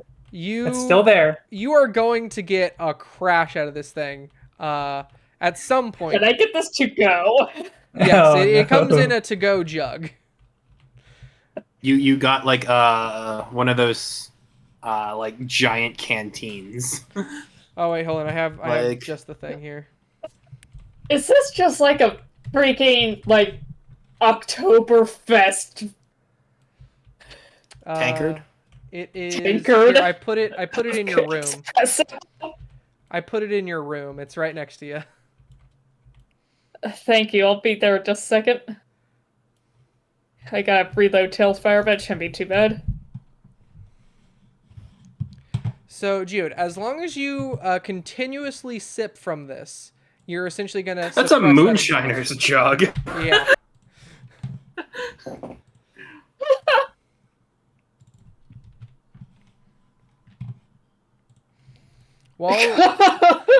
While there's still coffee in the bottle, you will have suppressed your exhaustion. Okay. Oh, I'm so glad it's the weekend. Everyone's working for it. Moonshiner's jug of espresso. Yeah. Triple shot, espresso, macchiato, supreme, kill the day away. Oh, what studying did I do overnight? Let's say you get another 5% down. Okay. I believe that takes Have you been to keeping track, 70. or am I supposed to keep track? Last you were at 65. Now you're going to be at 70. Oh, okay, cool. I'll mark that down so that you don't have to necessarily remember it. It's all good. I don't have it written down. I've just kind of been remembering. The vibes. Yeah, the vibes. I just sort of, think about the vibes and how the vibes are doing. Imbibe it. Yeah. And that's what Geode's doing with the coffee right now. Yeah, I think I'm going to do that. Okay. I swapped my spells appropriately. Awesome possum. So as far as everyone knows, there's not going to be combat today. You don't have a class that requires large fighting. At least you don't. You can never be too careful, Jacob. That's right, Azarius. That is correct. Is there anything I can help you with today as far as your spells? You are dismissed. What can you do, actually? Okay, and he pops out I'm dying, and then comes back. All right, so what you can do? I can help you with your homework, I guess. No, I can't do that. I don't know how to do spells, man. I'm sorry. Okay, you're dismissed. Nope! Oh, that's so funny. Freaking dies. I'm going horticulture. No. I'll tell you anything you want. Please don't. Okay, and then I'm going to biblioplex. To biblioplex it up. Hells yeah. Okay. Who wants to go first? I will go second. Sure.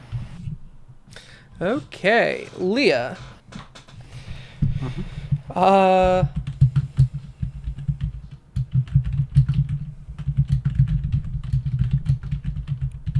Okay. You make it to the Strixhaven Star.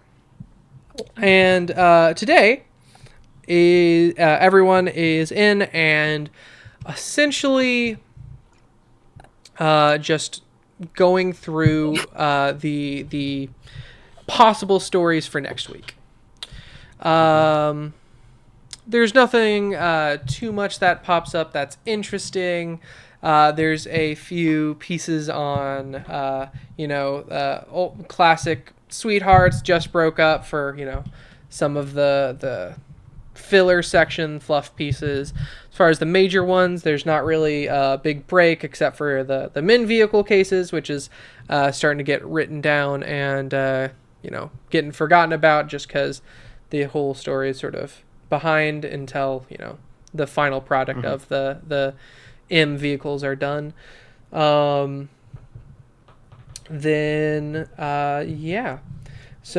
with that, everyone sort of starts finishing up and says, okay, now with business out of the way, let's make stock of our first week with some just cool team building exercises. Anyone want to hang out at the Biblioplex Cafe? I mean, she'd go. You're kind of like no one sort of speaks up. It's like, all right, well, I mean, we can do something else if anyone wants. Grayson is sort of in the middle of the Biblioplex like row, sort of sorting through some miscellaneous papers, not really paying attention too hard to this last bit, just sort of organizing. And Wu would speak up. All right, so how about we? Anyone want to take a stroll through the enchanted forest near the Witherbloom campus? Everyone sort of perks up like, yeah, that's fun. That was fun last year. I mean, I wouldn't mind. The pests are kind of mucky, but other than that, it's all right. Someone else pops up like, oh man, that's just kind of gross. Here, how about this? Why don't we take a field trip to one of the outer planes? It's it's gonna be free today, and not many people need the planespheres for anything. It's gonna be cool just to visit around. Everyone's like, yeah, that would work. So Grayson will lean to you. So essentially, as he's still writing stuff down, essentially some planespheres are open for student use upon signing up for a sheet. Usually they're free around the beginning of the year if you want to do some extracurricular exploring or just view different planes through different ideas on magics, arts, or martial needs, I guess. Okay. It's kind of a tradition to go through one of them before you end your first semester. All right. So is he coming with us on the planesphere journey? Oh yeah. He is going with you. He's just finishing up some notes. You look down and it's just different ideas and different miscellaneous gossip going around campus. Anything that seems particularly juicy? There is some word about a Stein and his wife whether they're not or not they're going to break up. But that's just some rumors. He has a wife? Yeah, he has a wife. The bardic Does she teacher. teach? Yes, the bardic teacher.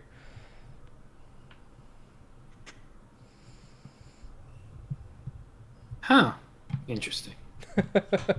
Yeah, I bet you didn't know that, right? Freaking the Stein is married to what's the teacher's name? I can never remember.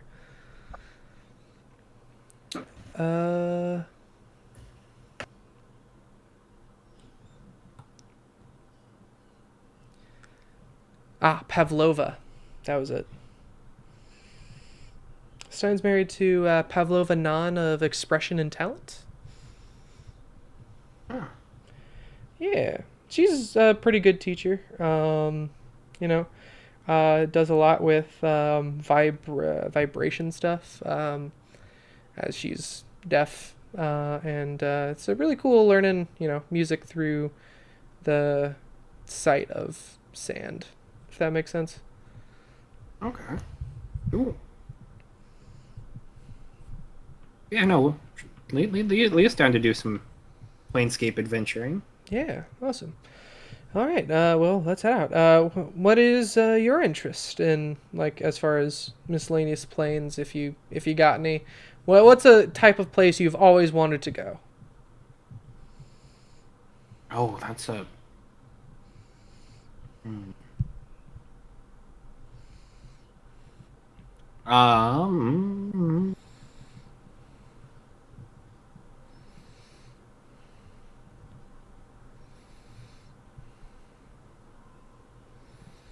Where would Leo have always wanted to go? She would say that she's...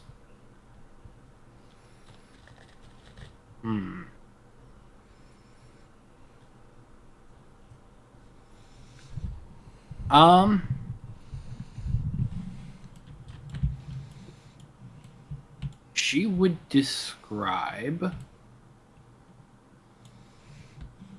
No, she wouldn't go there. She'd probably just say something like she's always wanted to, like she's never really been to the beach, gotten to like spend time, kind of hang out there, like small island Lord. sort of thing. She's never really been. Like she was there temporarily, I guess, for when the ship took her to Strixhaven, but like that's not really vacation. Yeah, fair enough. That's cool. I always enjoyed, sort of beach life as well. It's pretty nice. Where would you always want to go? Not really too many places. I've sort of been able to use planespheres since day one. But I do enjoy some good windy and hilly mountains where it's just sort of clear for ages, sitting in grass, watching, just time go by.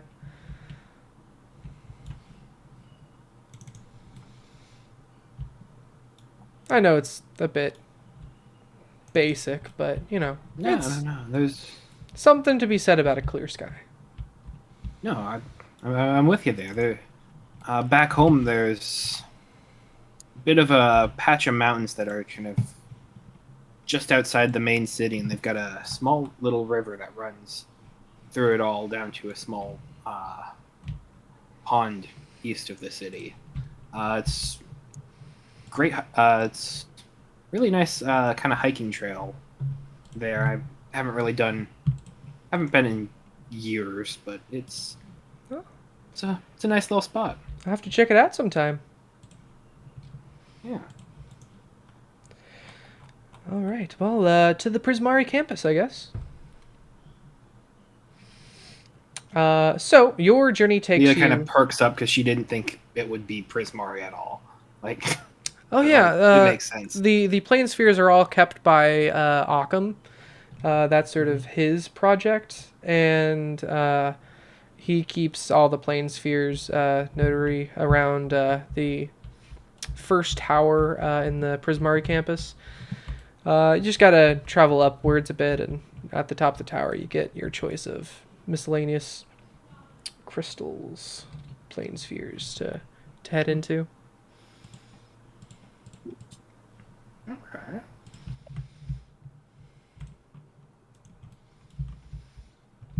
Anyway, so going on through to the Prismari campus. Here, I'll teleport you. You eventually, everyone starts floating upwards to the tower.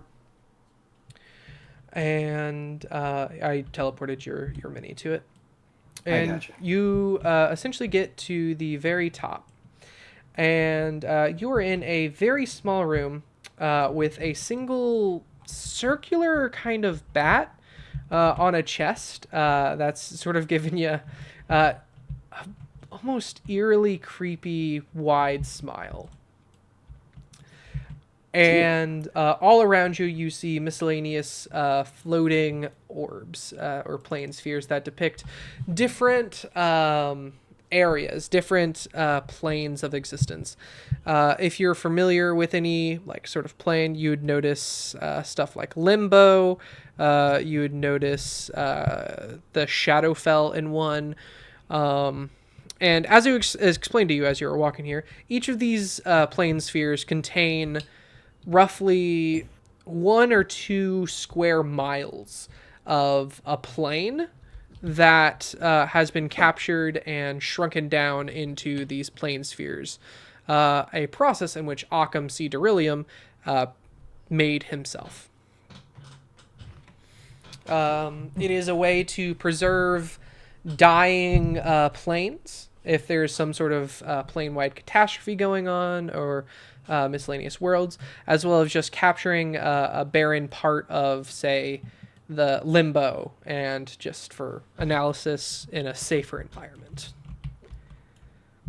Because Leah has no idea what any of these planes are. Absolutely, fair enough.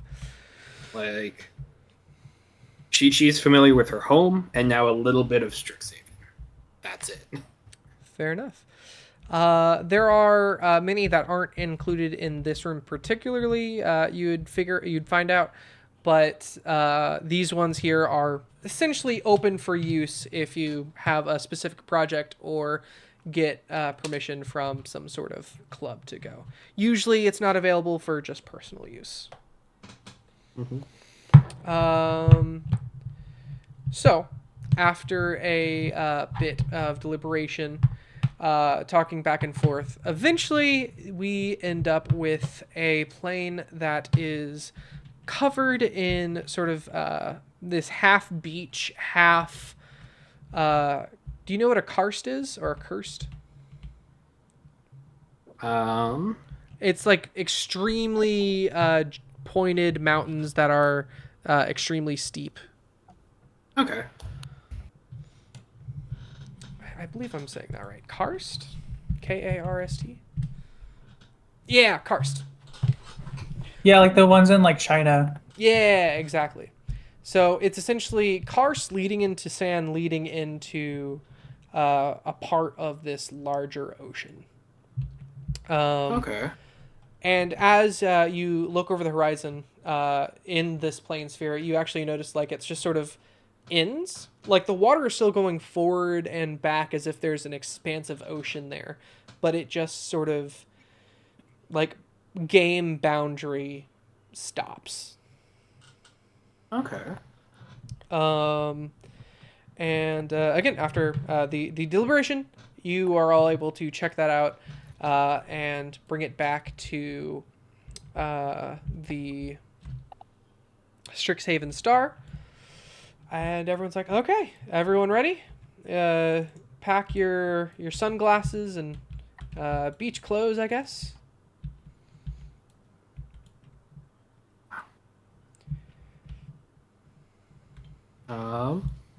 Is that serious or like just...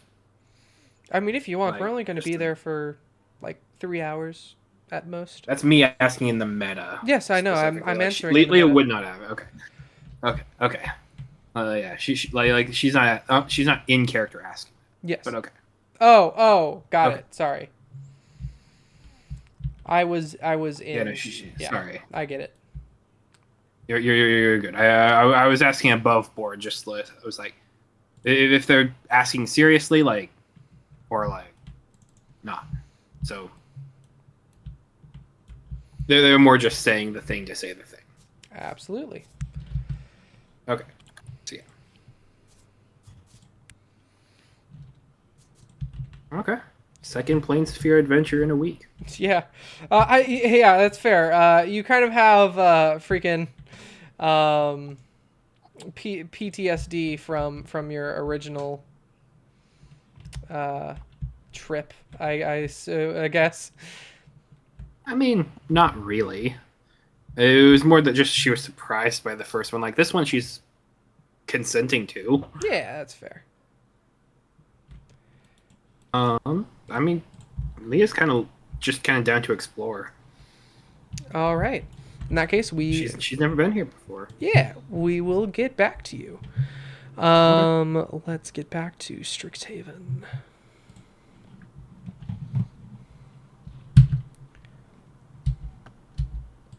Players summon to this board. Perfect. All right. So now let us move on to Azarius, because you said you wanted to go second. Yes. All right, Azarius, you walk into basically your second home at this point, the Biblioplex second floor library. Why is this? There we go. Do I see my best buddy Drasmir? Yeah, you see Drasmir. He be doing Drasmir stuff, and he gives you a poem. Buddy. A poem! Let's go. There you go. He gives you a rendition of Dust Sermons.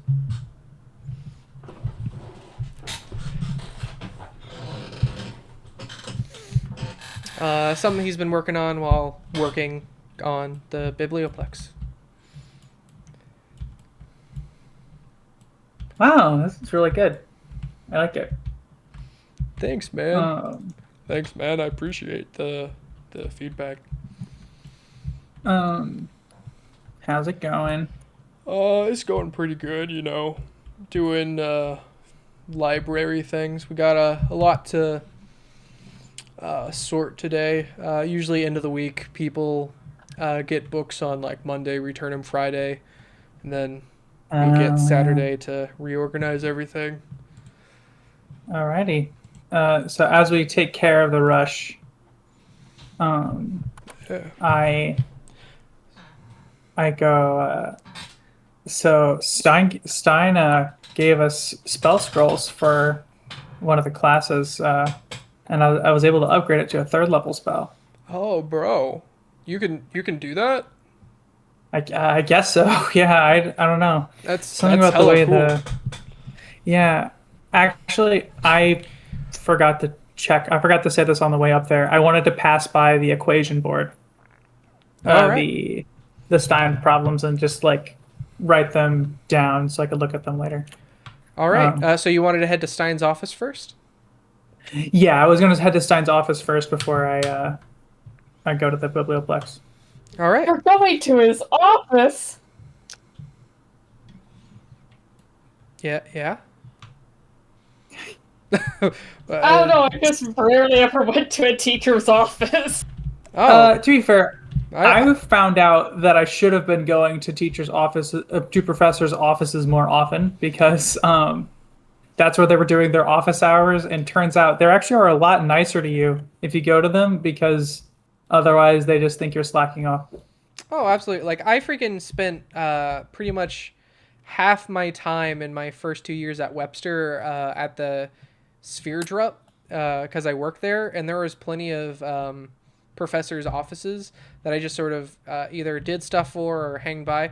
A lot of them are like, a lot of the professors there were just really cool. Well, yes, but Shut up, Webster. I don't know. I guess my mindset was you only really go to a teacher's office if you're working directly with them for something, or if you have a problem.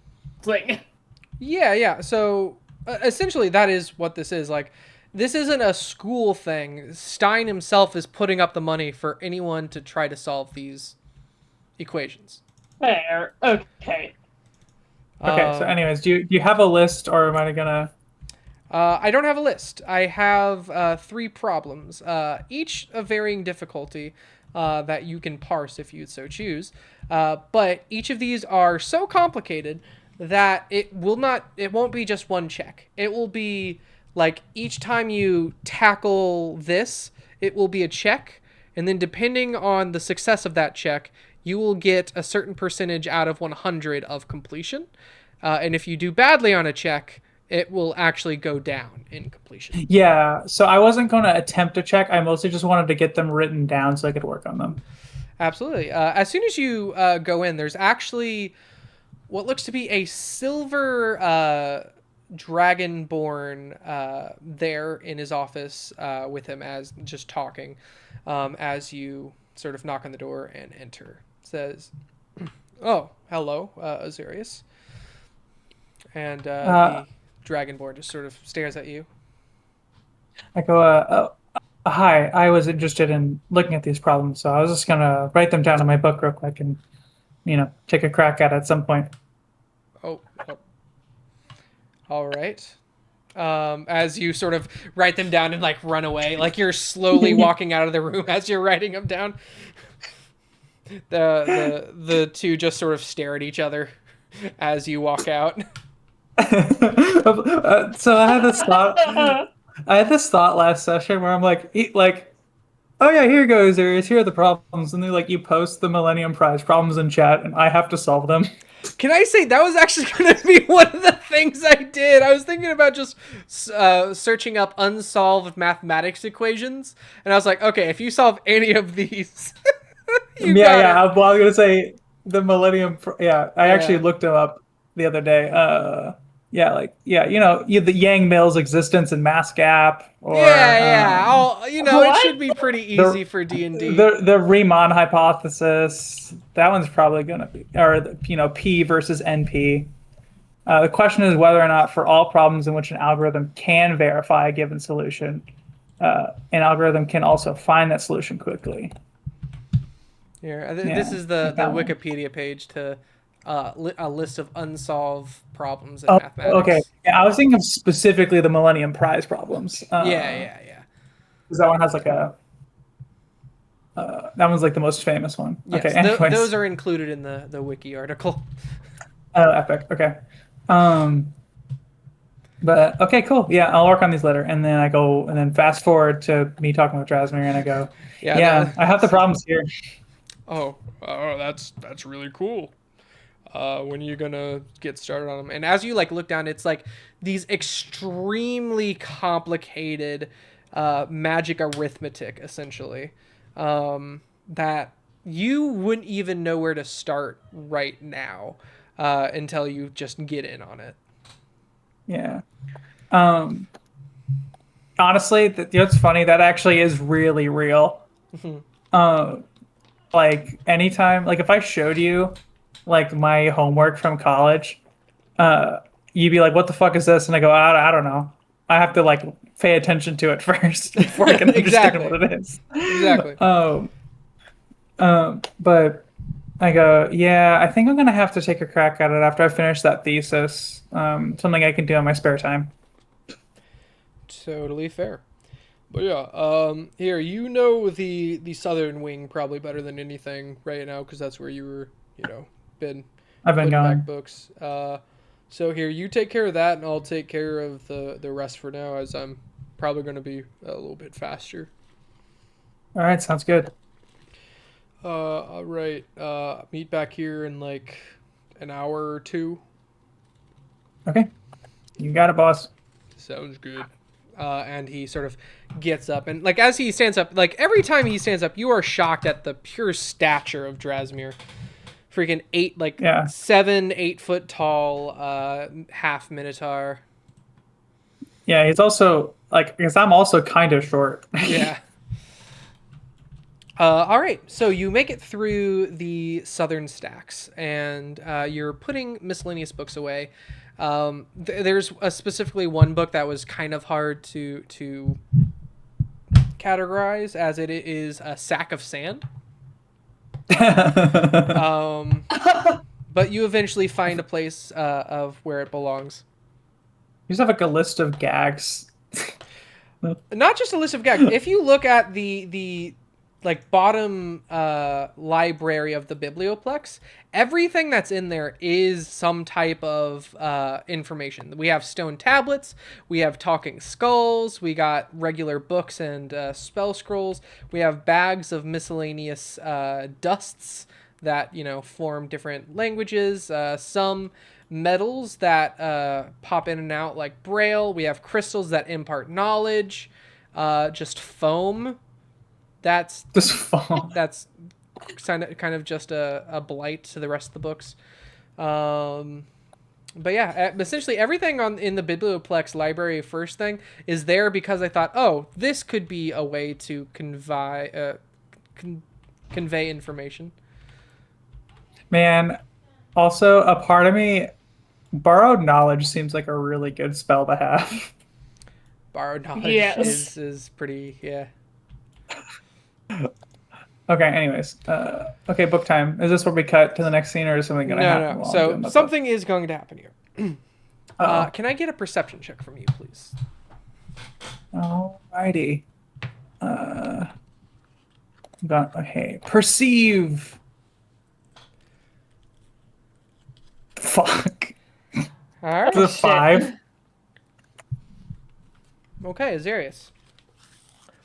As you are putting up one of your last books, all of a sudden, you feel a swish of wind. And as you're sort of like literally putting the book in place, you look around and you are not where you just were. You are actually in a place you have never been before in this library. As you look up, you see these bookcases going almost absurdly infinitely upwards, as there is no ceiling, just sort of an out of view range that you cannot see as the bookcases ascend into darkness. You look another way and you just see these Fibonacci spirals of miscellaneous bookshelves floating in midair. What the hell? You have been somehow teleported to the deep stacks. No. So, Geode, Yes. you are on your way to mystical horticulture. Yes. When you get there, it is fairly packed. It's horticulture and potion making are sort of combined, as I said before. So there's roughly Yes. like 15 to 20 students here. Leading of which is Sol Marcus. Okay. And essentially, the project for this week is just essentially everyone's going around describing what got them interested in either potion making or horticulture, making connections to each of the other members of the opposite club you're in. So, like, you gather miscellaneous herbs for potion makers, or potion makers giving like lists of stuff they would require for X potion at like specific time, and if you can like grow a variant somewhere. But right now, Okay. you're all sort of introducing yourselves and asking what got you interested in potion making. So Marcus started and stated, I've just sort of been experimenting with miscellaneous herbs and potions my whole life. And at this point, it's just become essentially a full-time job for myself.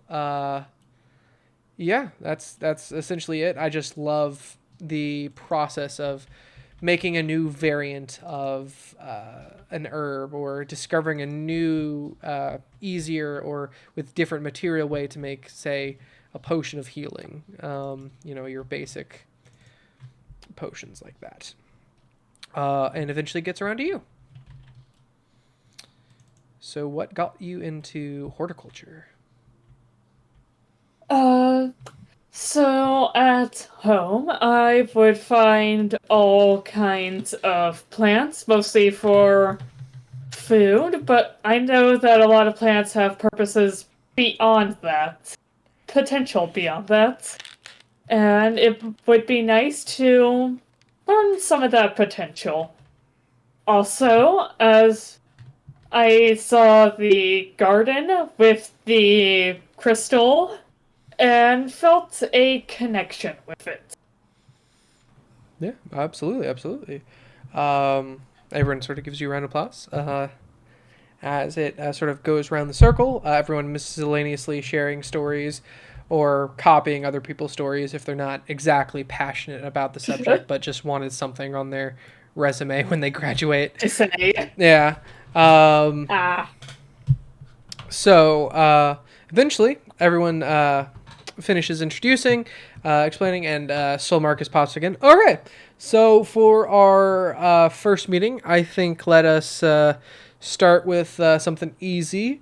For our potion makers, we are going to give you all everything but one ingredient to make a simple potion of healing. And for our mystical horticulture, it is your job to figure out where that part that they're missing grows and how to get it, as it were. okay. If you need absolutely any help or with anything, I'm right here as always. It's always a pleasure to meet with y'all. So let's pair up in these teams, and he goes like Jesse and Jevanesh. No, sorry, not Jevanesh. That's literally Jesse and Jenkins. So I said Jevanesh. Jevanesh isn't in this club. Yeah, that still doesn't seem like it's being Yeah, I just He's in every club. yeah, he's No. omnipresent. He's like that one freaking guy in Amazing World of Gumball. But anyway, you eventually get paired up with a stout halfling named by Geb. By the name of Geb. Hi there, I'm Geb. It's a pleasure to meet you. Hello. Hi. Nice to meet you as well. Apparently, I'm going to be making a potion of healing. It's my first time meeting here, so I hope we get along. I think we should. Yes, very well. Alright, so I got all these ingredients. I got some Eye of Newt. I got some fairy dust. Let's see. I got some thistleweed and wolfsbane. And apparently I'm missing one ingredient. Let me see.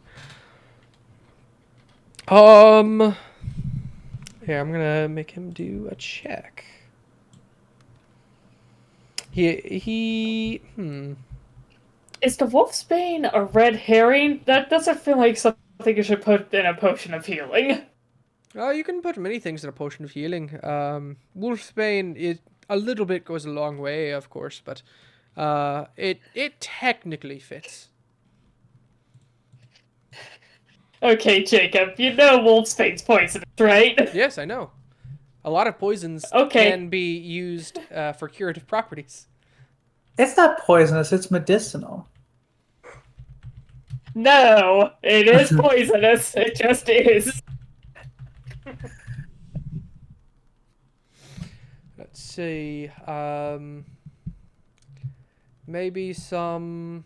I think we. Oh no, we have an Arlem leaf right here. Okay, this is going to sound dumb, Yes. but what about water? That's included in, I assume, the cooking pot Okay. they give us. Okay. Mixing them all together, you know. It's like being in a Just wanted to chemistry throw lab. that out there. Water's free. Could I see if I know what's missing? Yeah, he's sort of he's going through it and trying to figure it out. If you want to go ahead and make a survival or nature check. That's going to be survival. Ooh, hoo, hoo. That's a 35. Oh, a 25. Okay. Right away, you would know that the single missing ingredient for making any kind of potion of healing from these ingredients specifically would be blood blossom petals, which are petals from red flowers that pulse faintly with life.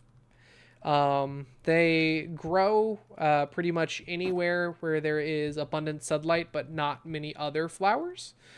And they have a very short lifespan, growing for only about 3 weeks in full bloom, and essentially dead most of the other half of the year. And then on the, it's a spring and fall sort of flower.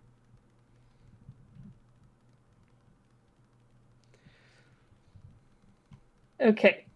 I will relate that information to Geb. Oh, yes. Blood blossom petals. That's exactly what we need. All right. Thanks for that. I was not close to thinking about that. All right. I'll get started mixing in here if you want to find the appropriate flower out back, or if you have one on you already by some chance. I do not. I'll go check the garden. All right. I'll see you later as he starts peeling some of the wolfsbane to add to the mix. Gia. All right. I'll go to the garden and head to like a sunny area with not a lot of flowers. All right. Was the description? Yes, easily enough. With that 25, you're able to find these pretty much immediately. The blood blossom flowers glow with an almost like crimson bloody red. And as you pick the flowers, they are just full of juice. Like just picking one from the stem immediately lets loose sort of I don't know what the proper term for flower sap is, but that's what drips out. You would also notice... I do. Yeah, you would also notice Sol Marcus with his hand and head on the crystal in the middle of the garden.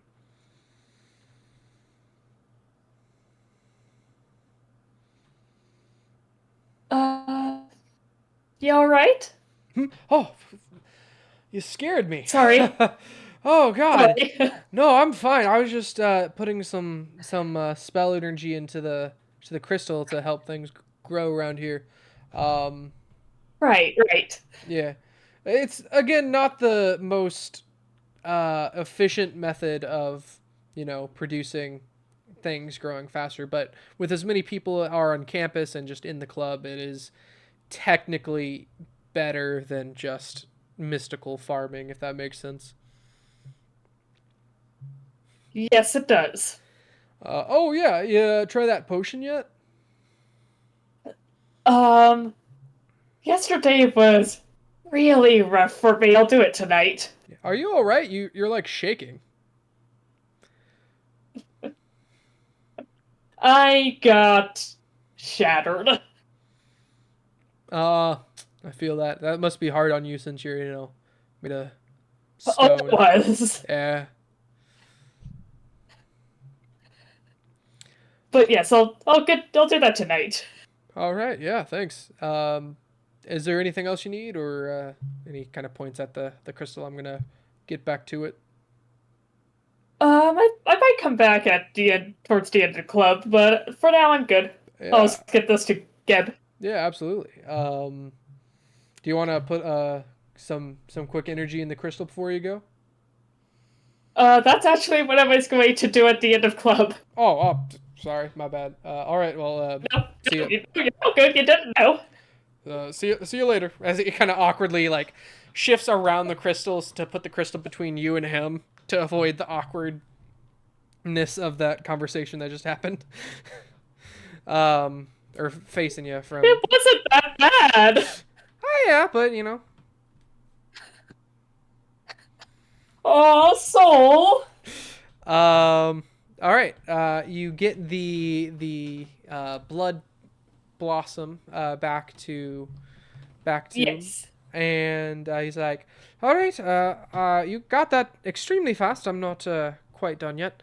All right. Yeah, no, you're good. It's perfectly fine. Let's see. And he's sort of like reading from a book of miscellaneous plants and stuff. I was like, all right, so I believe we got to keep this on low heat for roughly 20 minutes while stirring. And then we slowly add in some Eye of Newt during about halfway through that process. Would you like to make another nature or survival check? I will. That was the same roll. All right. You would know that with that roll, that in fact it should be put on a high heat for about 10 minutes, and the Eye of Newt should go in after it's stirred. I will relate that information gently. Make a persuasion check. Uh-oh. What's this guy actually trying to make? A potion. Because it sounds like he's getting everything wrong. Like, what page? Can I, like, look over his shoulder to see what page of the book he's on? Like, is he looking at the right thing? He's on the table of contents. No. He's on a book. The book isn't like of miscellaneous potions. It's a book of the miscellaneous properties and how to get them out of other flowers. He is currently on the Eye of Newt page, which is the second to last step. That's a 5. Uh-oh. No, I'm fairly sure it's a low heat. Don't worry about it. I got it. I'll make sure that this is the best potion we got.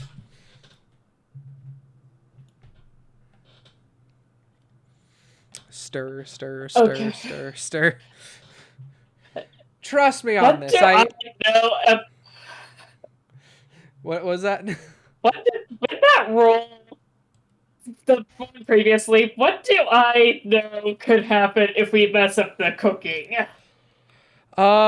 It could do one of like 3 things. One, it just does nothing and it's like a bad tasting bottle of nothing liquid. 2, it could be a diminished effect. So instead of a regular potion of healing, it's just a potion of heal 1 HP. And 3, it could make a potion of poison. Or just a poison of some kind. A potion of poison. A potion of poison. A potion of poison can be quite bad because that's indistinguishable. Especially if you think it's a potion of healing. Exactly. I think maybe it's just called a simple poison. I don't know. But okay, I'll hang out. All right. He puts it in immediately. The dark viscous potion in the cauldron. Yeah, it's viscous. The potion in the cauldron starts changing color to this deep purple before slowly changing back to a lighter pink. That's 45. Okay, that's normal. Which... Okay, actually, no, not a D4. That's a D6. 4. Okay. Middle of the road, not bad. And eventually, he's just like, all right, I think I got it. And he pours the cauldron into 2 potion vials, just enough for for each of you. Says, all right, I think we got it. All right. My first stop was dinking and sinking. Dinking and sinking, you know. All right, so yeah, I think we got it. Want to give it a shot? Yeah. All right, cheers. And you both drink the potion. Geode. And sink it. And sink it. Geode, you heal 1 HP. As does he. As does Geb. It's like, well, I feel slightly better. Maybe better. Yeah. How do you feel? You feel maybe you got the good one. Slightly better is a good way to put it. I don't like that aftertaste though. Tastes kind of like ass. Oh. You know what ass tastes like? Hey, you don't know me. You're right. I don't judge. he just loses the accent. Hey, you don't know me. Anyway, I think maybe we needed more wolfsbane. And he starts Maybe. flipping through the book. But yeah, good tryout there. Good one. Yeah, it wasn't too bad. You know, it could have been a lot worse if we didn't get the right ingredients and all that. Yeah. And slowly everyone finishes and tries each other's potions. Only one person didn't really succeed on doing the healing part and instead just put all the ingredients in a cauldron and just sort of hope for the best, which did not work. Okay, which one of you made a potion of poison? No one made a potion of poison. Everyone had something that healed, or save for one group which had a potion of do nothing and taste bad. Nothing potion. Yeah. All right. Good. All right, everyone. Good job. Good job. We got some good potions out. I would say remember to go light on, your wolfsbane, heavy on the Eye of Newt. For those of you who were in the section of the blood blossoms, remember 3 petals is good, 5 petals is great, 7 petals is horrible. Let's see. For those, I'm gonna write that down. what was that? Let me just write that down. All right. Okay. For so those 3 who needed is good. the glowvine sap, remember it's only half of a cup of that, no more, no less. Any less and you risk it, being nothing. Any more than that, and you risk it over regenerating and sort of leading to, well, cancer. But yeah, otherwise, everyone, good job. Good job. Get a potion of All cancer. right. Did you just give me cancer? Oh, man. Can I? What's the restoration to cancer away? Like, I don't actually want to. That is a at disease. this point in time. It's just a question. Cancer is a disease. This is true. Yeah, you could. Yeah, I'd say like early days in the cancer you could. Like if it was late stage, might need a greater restoration. Gotcha. A potion of greater Okay. cancer. Potion of greater cancer. The most evil of evil people make this. God, I should show you some of those YouTube shorts of wizards with terrible spells. Oh no, I know it. Yeah, tungsten ball sack and Testicular torsion. yeah, those ones. Mend butthole. I cast helicopter beard. But yeah, essentially, with that, everyone's sort of just talking shop. Most of the people in the horticulture start talking like, "Hey, what are you planning on growing for this year? What do you want to try keeping in your dorm, et cetera, et cetera." Someone asks you like, "Oh yeah, do you have any interest in growing something this year as far as, for horticulture? Me? Yeah, I think I'd like to try to grow a vegetable. Oh, what kind of vegetable? Like, not sure which. Uh, like zucchini. Zucchini's pretty good. Something. I'll have to look more into that, though. Yeah. What kind of properties does zucchinis have? Um.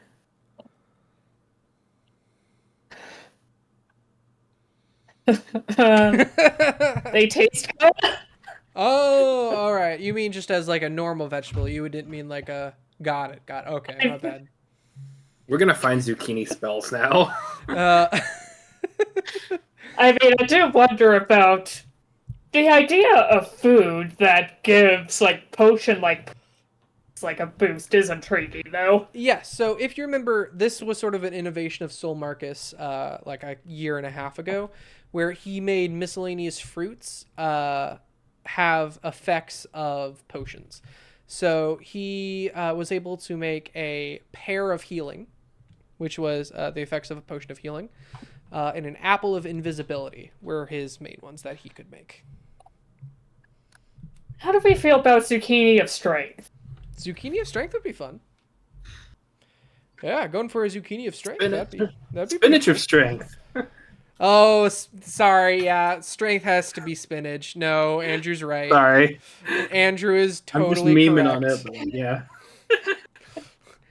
Because you got to fight to the finish when you eat your spinach. This is true fact. Carrots of dark vision. Carrots of dark Yep. vision. Yeah, that makes sense. All right. At the end of class, you see Sol Marcus back in the garden. Instead of at the crystal now, he is just tending to various herbs and vegetables. I also almost forgot to mention Geode. You can add an extra potion of minor healing to your inventory. Drink it, gain 1 HP. I take it and take it, remember? Yeah, you took one, but you have enough for another one to keep. Because Okay. everyone shared in theirs, and then at the end of the class, you can, just get one. I'm just gonna drink that. Oh, okay. Cool. Honestly. You get another HP.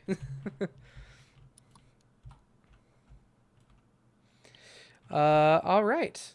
Cut forward to 3 sessions later, we're all dying, and we just need someone to get us up. That was the potion. that was the potion.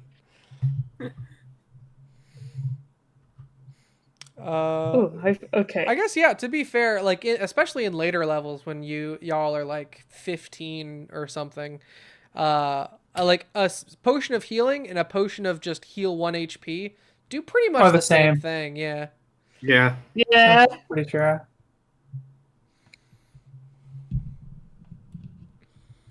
But yeah, Sol is currently in the garden just tending to the miscellaneous flora, fauna. What do you want to do? Ready to charge. All right. How many levels of spells do you want to put in this crystal? Since I didn't get a true proper long rest, let's just put in my other 2nd level spell slot. Okay. So 1 2nd level spell slot. As you touch this crystal and you attempt to channel your magic into it, you get a similar feeling to what your elemental did last night. As your energy slowly starts getting zapped away in a more controlled way this time, of course. And like that, the crystal pulses with a slight purple as a wave of arcane just sort of sweeps over the immediate area of herbs and then recede back into the crystal as everything starts growing just a Alright. little bit faster. It's like, oh, thanks. Anytime. Always helpful, man. If you anytime want to just, stop by, put any charge into that, I'd be more than grateful. More you put into it, the more, our Or club you get out of grows. it. Yeah. I was going to do a fun pun about, growing, and then you kind of beat me to it. But yeah, absolutely. Oh.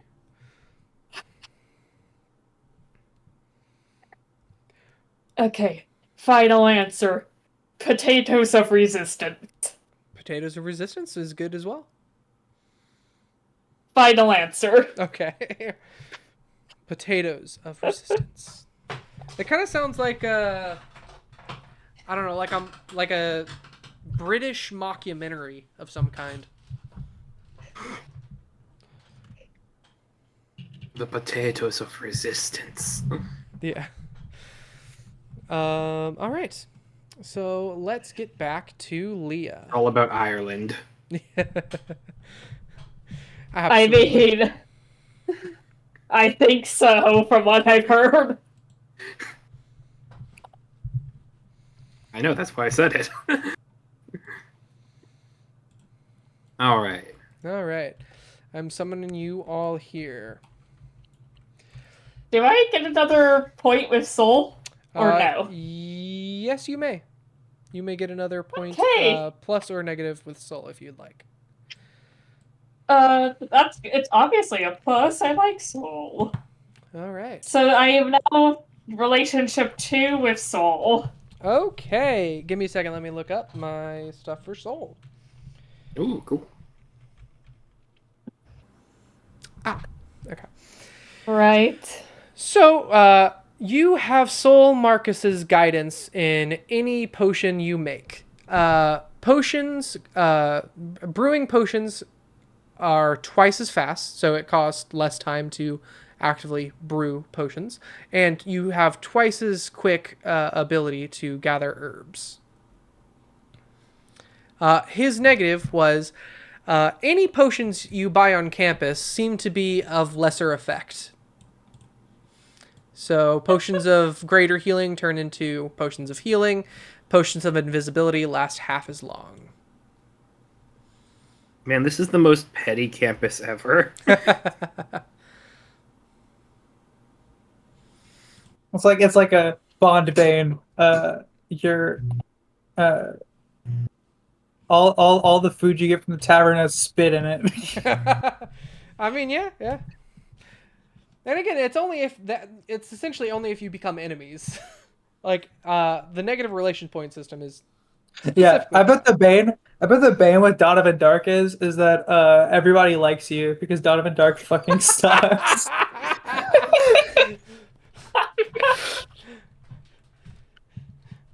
No, Because I remember we were talking about this, and you're like, no, sometimes the Banes are good, and I'm like, and now I know exactly who we're talking about. Yes, yeah.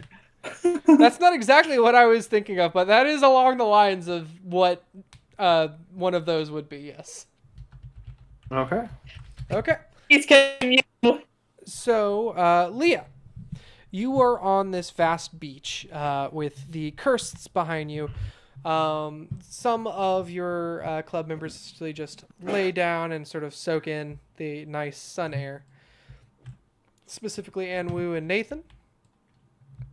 Mm-hmm. And then the other members just start, going on exploring. Some people start, playing a quick game of beach volleyball.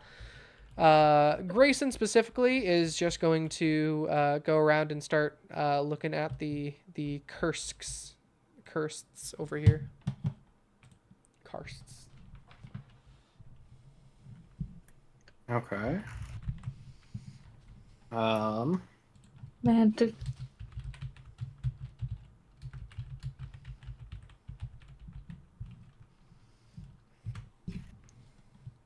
Okay, that's the thing. I don't know what I'm doing. You said you wanted to explore, right? Oh yeah, right. I just don't know what I'm like. What like. Yeah, no, I'm gonna just explore. Yeah, just look around. See what all there is here. Absolutely. Whoops. Sorry. But yeah. Grayson currently jumps to the top of this rock, sits down, and is essentially going to start sketching. Go ahead and start exploring. So are you going to explore over here? Are you going to go to the north side of the island? Are you going to go sort of into the cursed sort of middle ground over here? What you thinking? I mean, she's probably gonna start kind of going up the mountain, like if nothing else, to at least see what the middle section is. Oh yeah, you can fly. That's fair. Yeah. Yeah, fair. Here, I got you. It's nice. Bam. Here, I'll give you enabled flying. You can get their wings. There we go. Yeah. So on the inside here, you see a very tranquil interior sort of pond. Miscellaneous trees are growing from two tiny little interior bits of land. You see what looks to be like a path going upwards that has, some acrobatic appeal. And at the very top, something that looks like living quarters of some ruined monk-like monastery. Okay. Everything in here just screams like almost monk or some sort of mystical nature, almost intensely peaceful. Like, it's hard not to just feel relaxed while looking at this area. Okay. I mean, yeah, let's just kind of head down into it, take a peek around. All right.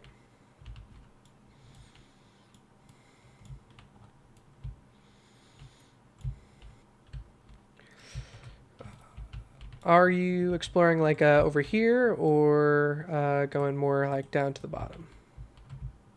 I mean, right now we're gonna kind of hug the wall a little bit. Probably maybe hang on.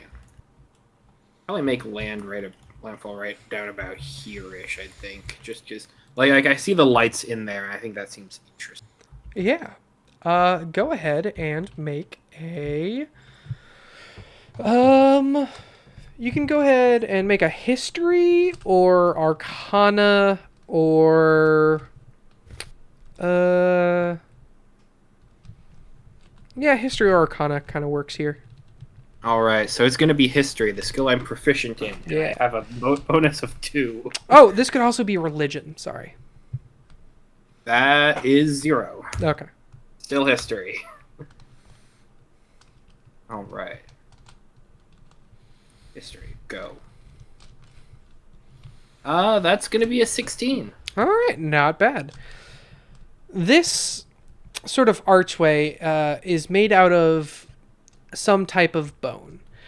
And with its carvings on it, this seems ancient, like ancient elvish of some kind. With the 16, you're not exactly sure what type of elf, but it is definitely some type of elvish script. And I speak Elvish. yes, it's not elvish words. It's like ancient elvish text. Like we can speak English, but not Latin, sort of deal. Like these are just. I gotcha. Yeah. It's not words per se. It's more expressing ideas.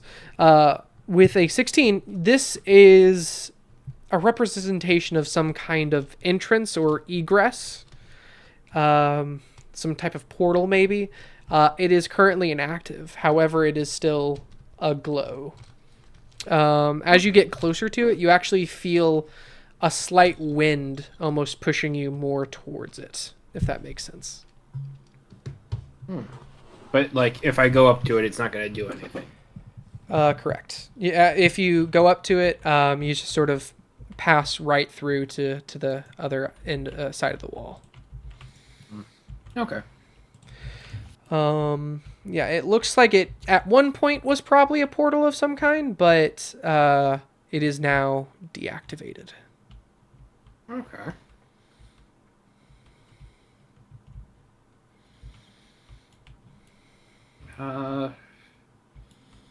She's probably gonna fly down here towards the middle of the island here. Just take a look at this tree here with the kind of pink blossoms and flowers there. Yeah. One of your other Strixhaven Star members is also here, just sitting at the tree. He's like, "Oh, hey, what's up?" This is I kind of like staying at this spot whenever we go to this one. It's a pretty nice place. It's a cherry blossom tree. Its sort of petals fall slowly onto the water. It is a very tranquil spot. There's actually a single beam of sunlight that like hits this area just right.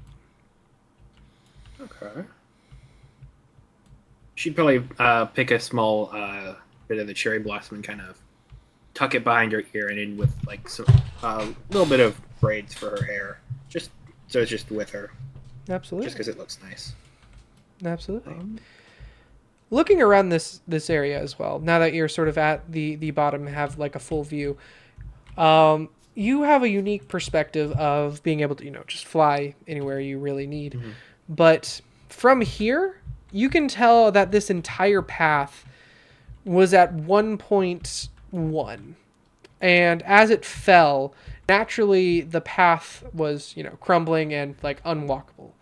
However, due to someone's intervention, you notice that the path itself became almost like an obstacle course for whoever either lived here or decided to make a space here. And you can almost see where these past monks would have traveled from island to island, going up tight ropes and stairs.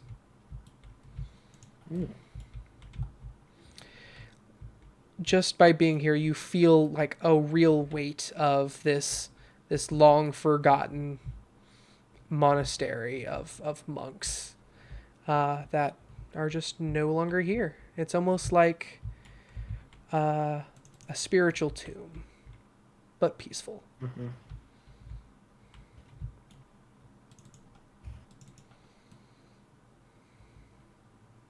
Okay.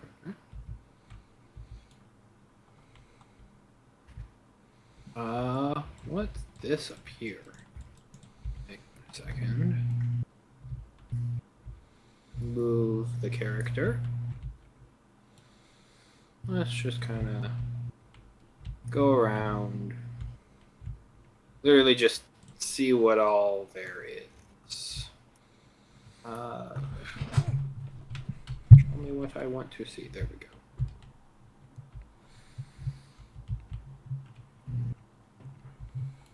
Okay. Hang on, I'm not there. I'm trying to... I thought you were just putting your head in the ceiling for some reason. No,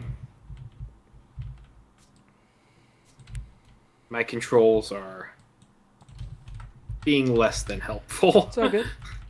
Remember, you can use arrow keys to move yourself if you need. Yeah. Okay. Thank you. Yeah, I gotcha.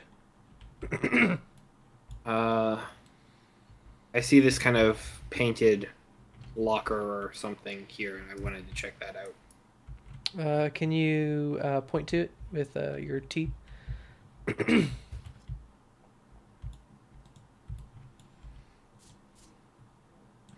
Oh yeah. So as you get up to it, it's not a locker or anything.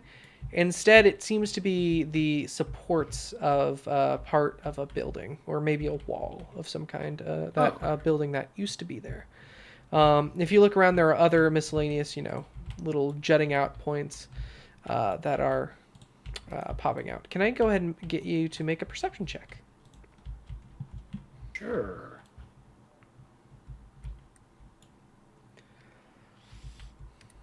S plus 1. That's going to be a 15. 15. Okay.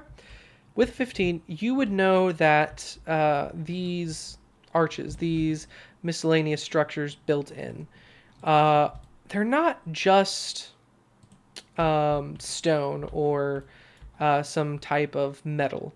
This is actually bone, painted to be miscellaneous reds and blues. And okay. as you like sort of knock on it, it is a very hard bone as well to be able to withstand the test of time this far. Mm-hmm.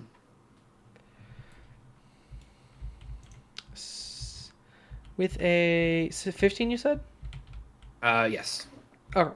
With 15, it would also draw to mind similar to the portal from before, which was also made out of some type of like ivory or horn. Okay. It seemed they had a theme here. Yeah. Gonna move our way over towards this area here that seems like kind of carved out a little bit of civilization. Absolutely. While you are in this area, you have advantage on wisdom checks and saving throws. Oh. Cool. All right. So as you move in, you feel like this wave of calm, as the area itself seems to be emanating just a low whir of pleasantness. It almost makes like your any worries that you might have had just sort of melt away. And it's almost uncomfortable at first, as like you're not really doing it yourself. It's just sort of this place, but eventually it's like, okay, it's just calm. Looking at the wall, there is a hammock. There's also miscellaneous sort of texts on the ground that are long ruined. You couldn't make heads nor tails of it, even if you could read whatever this language was. And another similar portal right here to the one you found before. However, this one seems to be smaller and made of some type of gold. Interesting.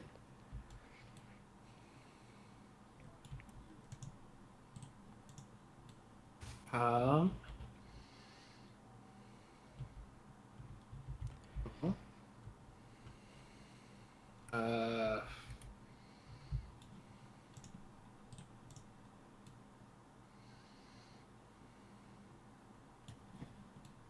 Probably gonna just kind of continue just wandering around looking at stuff. All right. In that case, can I just get a general perception check from you? Absolutely. One last go. It's just, it's sort of it's a tranquil place. This is. Mm-hmm. That's a dirty 20. Dirty 20. Okay. With a dirty 20. What are you doing to look around? What are you exactly, would you say you're looking for, if anything? She's not really looking for anything. Just like she's never been here before. She's only ever been in the planesphere once with the kangaroos. Mm-hmm. And so like in her mind, like this is it's just a new experience, and so she wants to kind of poke her head around and see kind of what all's going on. Like this is basically a class field trip to Machu Picchu. Mm-hmm. And so, like, yeah, I want to take a peek at all of the different, like, ruins and stuff, and like it. She just wants to kind of take it all in, like, very kind of touristy. All right. you would notice two things with that. One, Okay. the blue color from some of the walls has a very similar hue to what looks to be blue, sort of paint-like fluid coming out of these naturally growing, flowers over here. So whoever made this probably made it out of that paste. You would also notice that this rope over here is attached to pretty much nothing. Or not attached to nothing, but goes pretty much nowhere. And at the top of which you finally see a pattern. You see this same looking statue pretty much all along the sides of this cliff. And they all have the exact same look. Like, they have the exact same wear. They have the exact same, like, tiny scratch markings on them. They are eerily similar throughout this place. Okay. That is what you notice with a unnatural 20. I'll go ahead and take a peek at the statues, because I can pretty easily get over there and look around. Okay. What are you trying to figure out with these statues? I'm just there's all of them, and they all have like the same wear and everything. Like it's odd. I just want to see if like there's any writing, if there's any sort of like if there's any sort of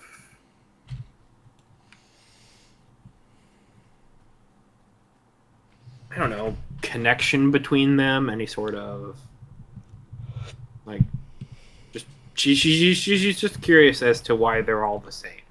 Yeah. In that case, give me an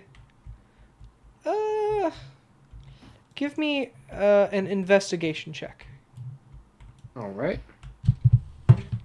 Investigation is a +0. This is a straight roll.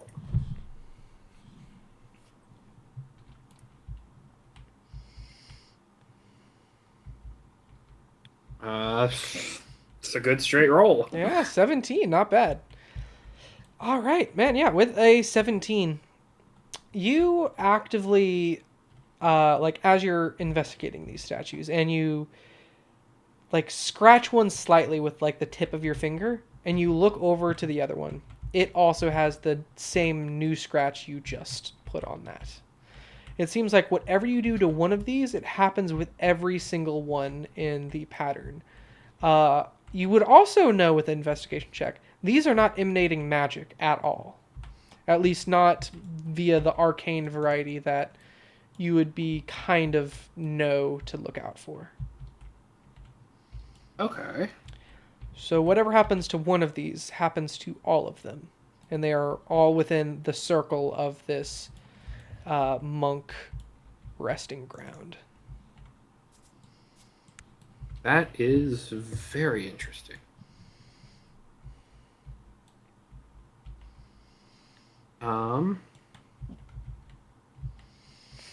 Like there's no. Okay, interesting.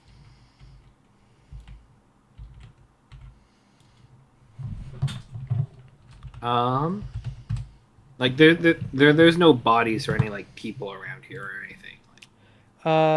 Nothing except the Like they people were at who the came on gulch. the field trip. Gotcha. That's what I figured. Yeah. Like this. Huh.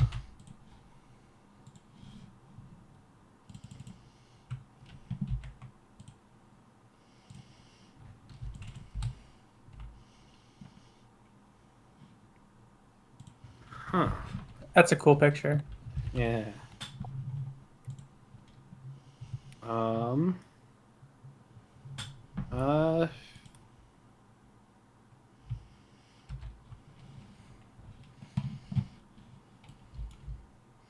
kind of at a bit of a loss. Like,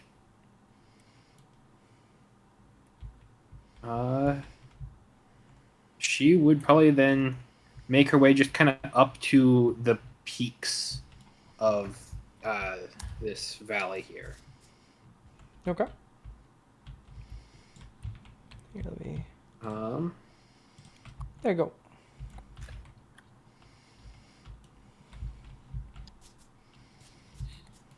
I'm just kind of, I don't know. Maybe not quite perch, but like just hang out, like right up at the top, and just kind of like look down upon everything and kind of like take the whole thing in. Yeah, absolutely. As you just take it all in, there is a warm, gentle breeze just sweeping in from the ocean. And you look down, you see just the beautiful lily pads just slowly floating on. You see all the other students of the Strixhaven Star having fun on the beach, and Grayson just sitting on his own rock, just sketching. This is what at peace feels like. Azarius, you are lost in the middle of this ever-expanding library. You have no idea which way is which. What do you do? One in peace, one at panic. Oh, yeah, of course, just my luck. So, well, at least I don't have silence on me, so I can call out for help. And so I guess there's no landmarks, right? I'm gonna actually wait. No, I'm gonna look at the nearest book and try and use the Dewey Decimal System to figure out where I am. All right, go ahead and make an intelligence saving throw, or just check. Sorry, not saving throw. Yeah, check. I was like, saving throw. Oh, that's scary. Okay. 16. 16. You would know that with the Dewey Decimal System, you've currently started, figuring out. These are books that you don't even know what they would be sort of categorized under, as these books aren't really a part of the system that you would know of currently.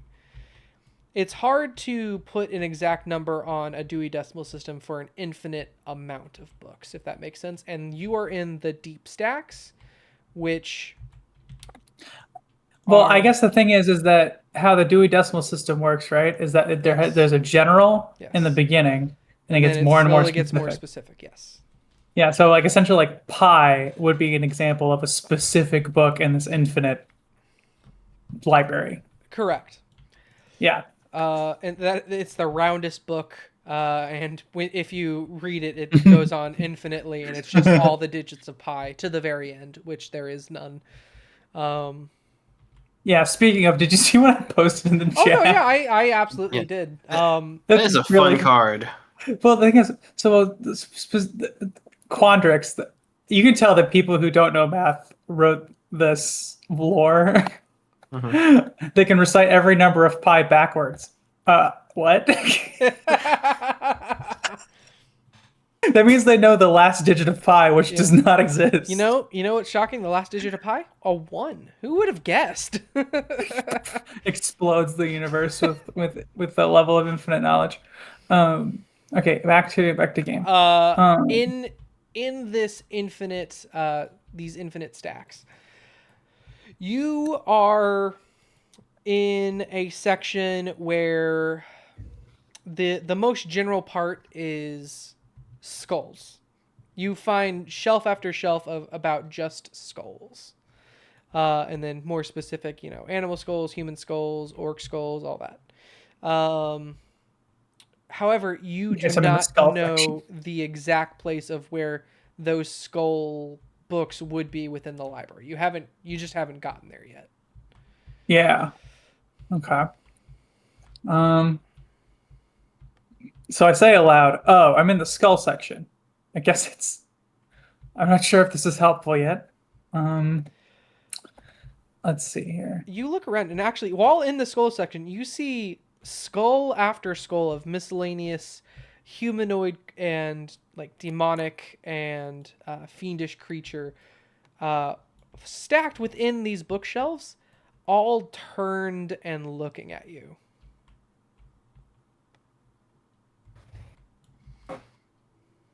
Oh, I move and see if they follow me. They do. What do you? Who's doing this? What do you want from me? There's no response. Okay, yeah. So I say that. I'm gonna try and just pick a direction. Hug the left wall. Every once in a while, calling out. Okay. Azarius, as you do and you start calling out, all of a sudden you hear somewhere in the distance in the left stack. And you hear it again. I follow the sound. Okay. You follow the sound to the best of your ability. Can I get a survival check, please? Oh, actually, am I okay at those? Survival. No, that's a straight roll.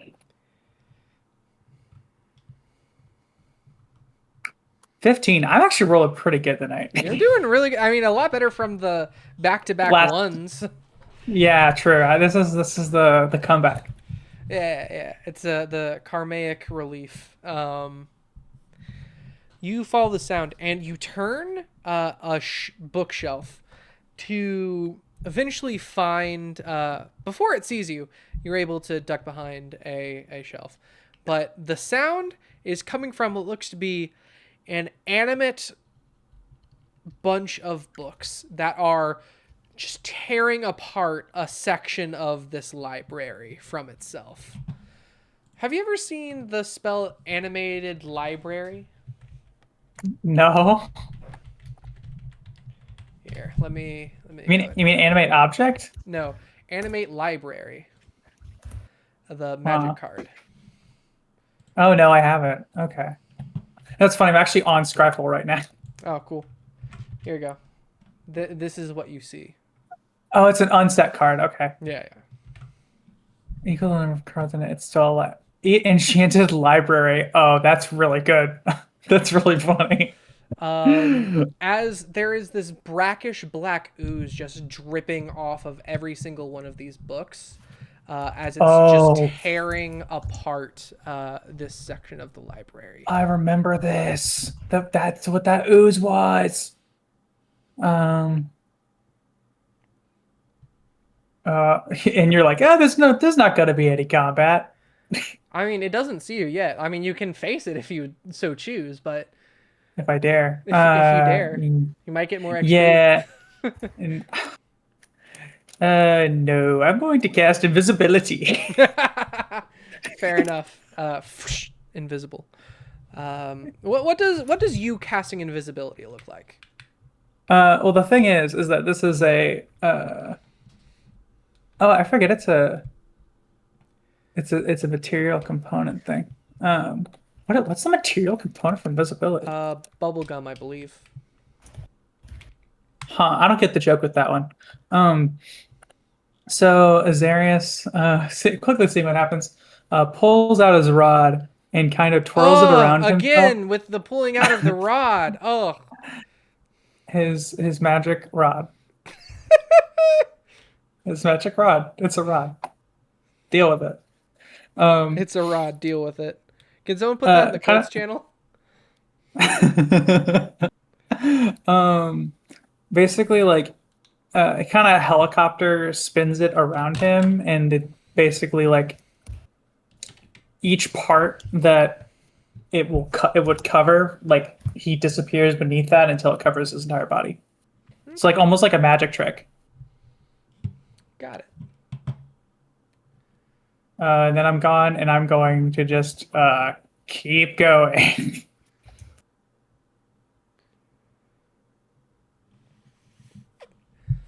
Okay. Can I I'm get taking you a to note make that there stealth is, check? yeah, with advantage, I hope. Yes, with advantage. Um, 17 plus 2, I believe. Okay. So 19. Okay. Yeah, 19. Easily enough, you're able to sort of sneak away. But this animate bunch of books is tearing apart where you last called from. It seemed to be trying to find you. Get me. Yeah. It's trying Oh, to get fuck. you. It's trying to get you. Oh, okay. What sucks is that Stinky wasn't teleported with me, was he? Not necessarily, but you can always bamf Stinky to you. He has to be within a certain range of me, I'm pretty sure. Really? Um, I always thought it was just yeah. at any point you can just bamf him to you. Well, Like you can he wasn't unsummon him and then resummon him. Philium. Okay, wait. So let's see. Oh, okay, wait. So within 100 feet of me. So am I within 100 feet or in the same plane? I guess technically, am I in the same plane, and then also am I within 100 feet of my familiar? You would not be within 100 feet of your familiar. Okay, that's why the main thing. And then also, I think I need to be within. Let's see here.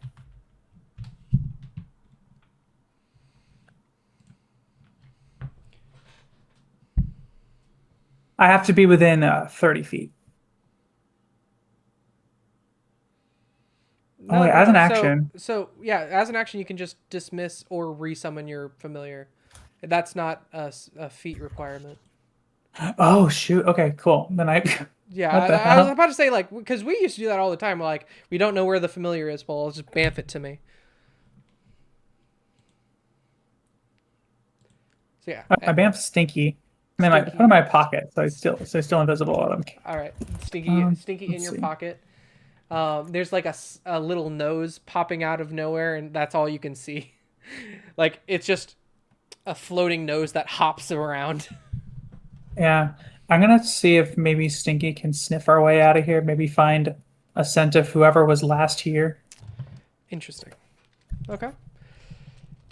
And while he's tracking, I'm gonna try and keep a lookout for an increase or decrease in the number. Okay. Can I get Stinky to make a perception smell check? I guess if you're looking for scents. Okay, and that's with advantage because it's a sniffy. Yeah, because it's a sniffy. First one's a 4. Nat one's a 20! Nat 20! Not fucking 20! Nice. You know, for once, like this would normally be one of those times you'd think where it's like, oh, I got a nat 20 on something that doesn't matter. I think this matters actually. No, absolutely. Stinky. You might just become lost to the shelves. Yeah. Against all odds, Stinky picks up a familiar scent of a Drasmere. Extremely, extremely faint to the northern direction. However, to your northern direction is a wall of books within bookcases, above which seems to be where the smell is coming from. Okay. Is there one of those like bookshelf ladders nearby? Around you, no, not currently here. Shoot. With a nat 20, I will also give you Stinky smells ash and clay getting closer to you.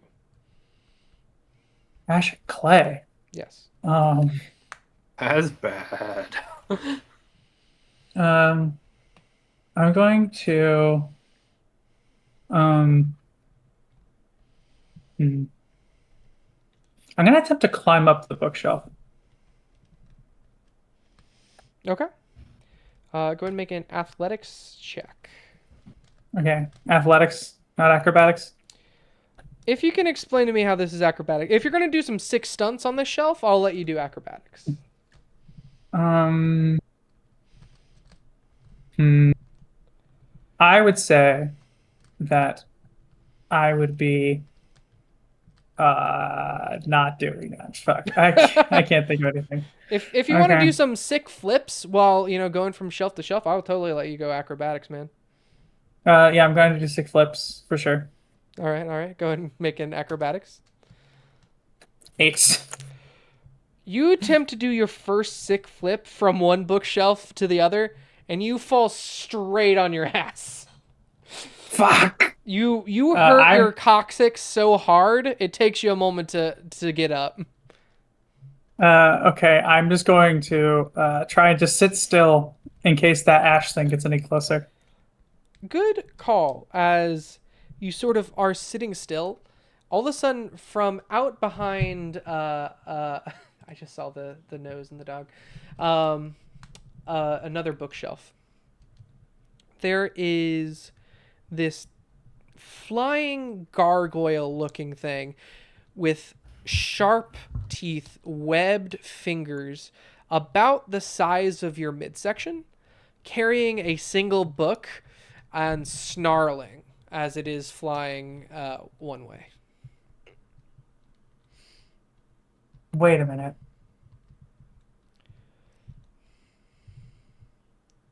It's kind of sniffing at the air. Ah, damn. Okay. I didn't realize gargoyles were plane of for Earth plane. For some reason, I thought they were gonna be maybe fiends. Oh well. Hey, can I get you to make a history check for me? Yeah, sure. I'm rolling a lot of dice today. Yeah. 16 plus a lot. 1 second. Yeah.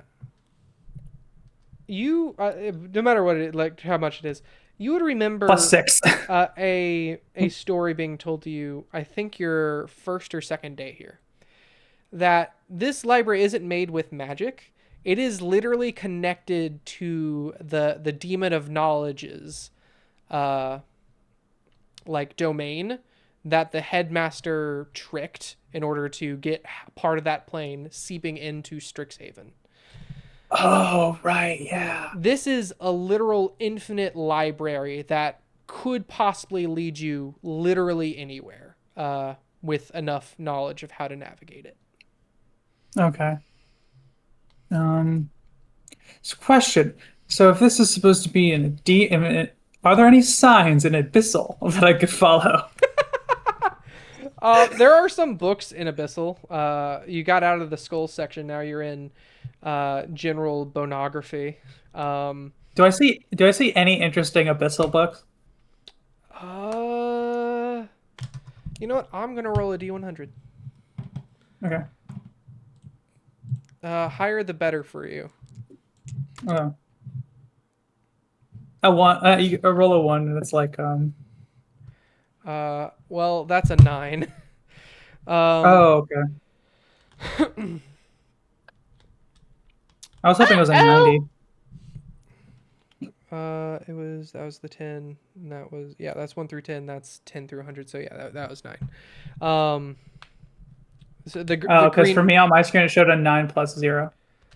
yeah, it was 9 plus 0, but the 9 was the 10s and the 0 was the 0 was the 10s places, the 9 was the 1s places. That's correct. Yeah, that makes sense. Okay. Anyway, you don't see anything interesting. You find a book of you find a fiendish book that talks about dark rituals and like evil bindings, and you pick it up, curious about bindings and fiends. It is a book of Smut, about a demon entering the human realm, and I am not old Entering enough in what way? The human realm. but I invisibly make a face of disgust to put it back. Okay, so there's a gargoyle.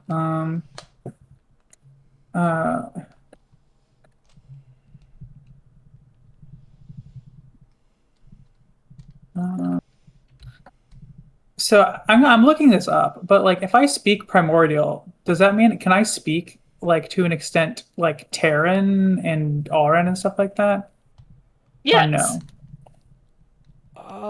Yeah, I'd say to a very limited extent. As they are technically different languages, but you know, Yeah. uh, certain phrases in one language can help translate to another. So yeah. Okay. Um, I will not worry about it. I'm just not going to worry about it. Really quick, getting back to the gargoyle. It is snarling and sniffing around as it takes the book that's in its hands and shelves it roughly 50 feet above you, towards where the drumage smell is coming from. Thankfully, he didn't take a shower yesterday, so he's a little more easy to sniff out. And after the gargoyle does that, it starts flying back from where it came. Oh, okay. Is there anything you want to do before it leaves? Man, I really want to say like in primordial, like I'm trying. Can I think of a number, a category that might be nearer to the exit? You got from skulls and bones. One that would probably be nearer is like rituals, which would probably be off of bones and rituals to an extent. Yeah, and that would still be shelved like kind of towards the dromage smell, or not dromage, frick, the Drasmere smell. Uh, I'm gonna say. Oh my gosh. I'm gonna say in primordial. What was the thing you said? I'm sorry.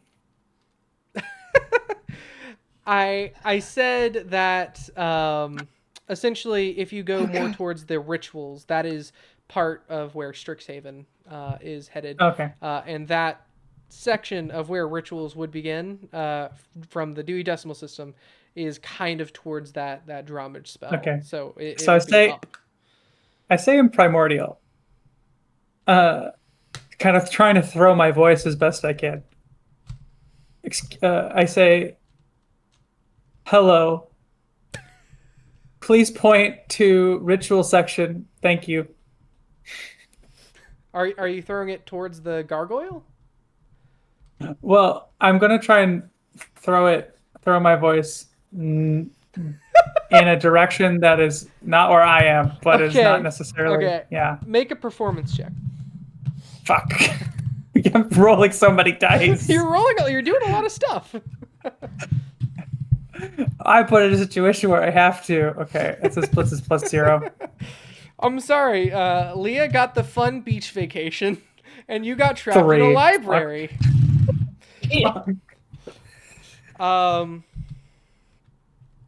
Okay, with a 3, the gargoyle stops and turns directly towards you. And in primordial, sort of like those, those call centers where it's like, for English, press 1. Hablo español, número 2.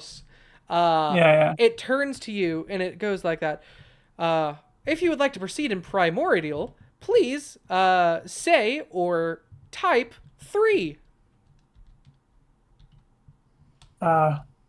3 in primordial. For English, press 1, it will say. Or for common, press 1. For common? Yeah. Common. I see. Hello! Is there anything I can help you with? I cannot seem to find you right now. Can you, hi, I work here. Can you take me, do you know where, the category closest to the entrance to Strixhaven is? Oh my goodness, you shouldn't be here in the deep stacks. You're far off from level 2 of the Biblioplex. I'm so sorry. I am J.A.C.O.B Portable Model, Gargoyle Edition. I will lead you to the exit. Okay. I'm following you. Just I'll be here. Thank you. Very well. As it goes over to you and grabs you by the shoulders. I drop invisibility. Okay. It it was sniffing you out, grabs you by the shoulders. Now, please hold on to your self, as this will be a slightly bumpy ride. Before we get started, could I introduce you in some pretzels? As it pulls out some pretzels from behind one of its wings. Sure. Num num num. Very well. Please keep your back straight and your head in the upright position. And immediately it lets its wings out, and with a giant gust of wind, you are flying fast upwards 60, 120, 500 feet. And all of a sudden, it seems almost like gravity shifts. And instead of the library floor being below you turns behind you. And now you are looking down at a floor of bookshelf that slowly turns into the regular stacks of the biblioplex. And slowly it transitions into a more familiar place. On the way up, I ask, is there supposed to be an animated bookshelf? It is very dangerous to go in the deep stacks. It is unknown of what is too deep. We ask that you do not travel further anymore. I am terribly sorry, but I will have to make a note of this to your superiors. This is I didn't do it on purpose. That will come up in your evaluation. Please hold. And all of a sudden, you get dropped and slide almost mystically through a bookshelf into the biblioplex proper. Why does this keep happening to me? Remember, when you don't see me, I die. As it flies away. This is really funny. It reminds me. I forgot what it was that I was watching, but the entire show is just like bad stuff happening to people. I forgot what it was. It was a show Reality TV? No, The news? That. No. Shit. Okay. No, it was some like The political channel? Oh. No, it was a That's just the news again. I remember. It was just. I remember. It was a movie. It was like this really old movie from the 70s or like the 80s or something, and it was about like a mentally disabled man, and where like that went through a lot of bad stuff, and then bad shit just kept happening to him like 90% of the movie. And I'm just like, this is my life. This is my life. Okay, so then I hit the ground. Yes, you hit the ground, and you slide through a bookshelf, and essentially you fall out of the base of this bookshelf here, and slide forward into the biblioplex proper. And as you look through down where you came from, you actually see like literally a part of the infinite library just on the other end of the bookshelf. Oh, hey Azarius, you took a little bit. I was starting to get worried. Is it possible for somebody to get taken to the deep stacks? What do you mean? I was minding my own business. I didn't move anywhere. But all of a sudden, I looked around, and I was in the deep stacks. There was an animated library, or there was an animated bookshelf that was eating and consuming a bunch of the books. I was in the skull section, I guess. And then apparently there was a J.A.C.O.B gargoyle, and it brought me here. And apparently I'm going to get in trouble for being in the deep stacks. But I promise, I don't know how I got there. I just appeared there. Oh, that's weird. It shouldn't just teleport you to the deep stacks. It's usually quite a walk, or unless you know a shortcut or two. I mean, yeah, we can just talk to the head librarians and just sort of explain everything. Okay. Um, Thank you for believing me. I mean, I could show you where I was. I mean, I guess I don't want it to happen to anybody else, but I don't know. I'm worried. I guess I could have accidentally found a shortcut. it's possible, I suppose, but you should be fine. I mean, you're here. I mean, the most dangerous part is just navigating that place because literally it's infinite. You could go. You could. There's a section in the infinite library where I assume every single book is a monster, and reading them is them killing you. And I think that's just one part of infinite. I guess I forgot to mention this. I guess it did mention my supervisor, so I guess it doesn't matter whether or not I work here. Yeah. I mean, usually the Jacobs are pretty synced up to which student is in which job. So the Jacobs usually just report into either a dean or the provost, and it goes down the ladder until it gets back to you. If you want to get ahead of it, feel free to talk to head librarian downstairs. Yeah, I'm gonna do that. Thanks, Drasmir. Yeah, no You'll back me problem. up, right? Yeah, I got you. I mean, I'm the one who sent you out, towards the south end.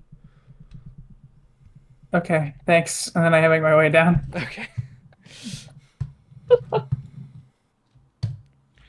Man, my primordial was kind of rusty. I'm gonna work on that. Also, Good from thing what you I'm brought it reading, back. it is like the elemental dialects are dialects, and so it'd Oh, be the equivalent. yeah. So it would be the equivalent of me like talking in like incredibly Southern English Yeah, to like a that's fair. British person. It's like Latin America Spanish versus Spain Spanish. Yeah. That's fair. Okay. But the librarian. Jacobs are equipped with over 100 different languages, so they was able to. Wow. Wow. I mean, I think the main thing is he could talk to me in general primordial, and I could respond in Terran, and we'll understand each other. Yeah. Oh, I forgot you speak Terran. I should totally use that more often. I develop a Terran accent. Yeah. Do you know Primordial, Andrew? Nope. Okay, we could talk shit about Leah. I mean, I figure you guys already are, but like. We haven't. Azarius didn't know I spoke Terran. Well, you don't want to assume things. Okay, what happens when I go to the head librarian? I don't know where it is on the map. Right here. It's the information desks. You can head to either of these. Oh, okay. Hi. Can I help you find anything? No. I work here. I got taken to the deep stacks somehow, and a Jacob told me that was going to get reported to my supervisor, but I didn't go there on purpose. I just kind of teleported there. What do you mean you just got teleported there? I was standing there, stocking bookshelves in the whatever section I was in. Could you please look at me while you're talking to me? Thank you. What section was I in, Jacob? My eyes are down here. You were in skull. You ended up in the skull section. Okay, yeah. So I went from south side. Yeah, I was in the south side. I was stacking some books in one section, and then I ended up in the skull section. Like, I blinked, and then I'm there. I feel some wind on me, and then I'm there. That's highly irregular. Are you sure you didn't do any chants, dances, prances, rituals, arcane magics, draw any symbols, form any cults, talk to any demons, talk to any archdemons, talk to any angels, perform any ludicrous actions, do a set of actions, put in the Konami code, start flying downwards, clip through the ground, or talk about your own mother? Actually, surprisingly, no, I didn't do any of those things. Well, I don't know why you'd be in the deep stacks then. Let's see. All right. Well, I'll take it note. You should be fine. Thank you for coming to us. There's every now and again a student might get slipped into the deep stacks. They pretty much always come back. Yeah. Okay. I'm just Okay, glad Ghostus, you're all thank you. right. Yeah, there's an animated bookshelf in there. I got kind of freaked. A frickin' what? Yeah, I was kind of eating all the other books. Oh. Someone should really I mean, get on that. Yeah, it was in the skull section. If that helps. All right. All right, I'll note it down.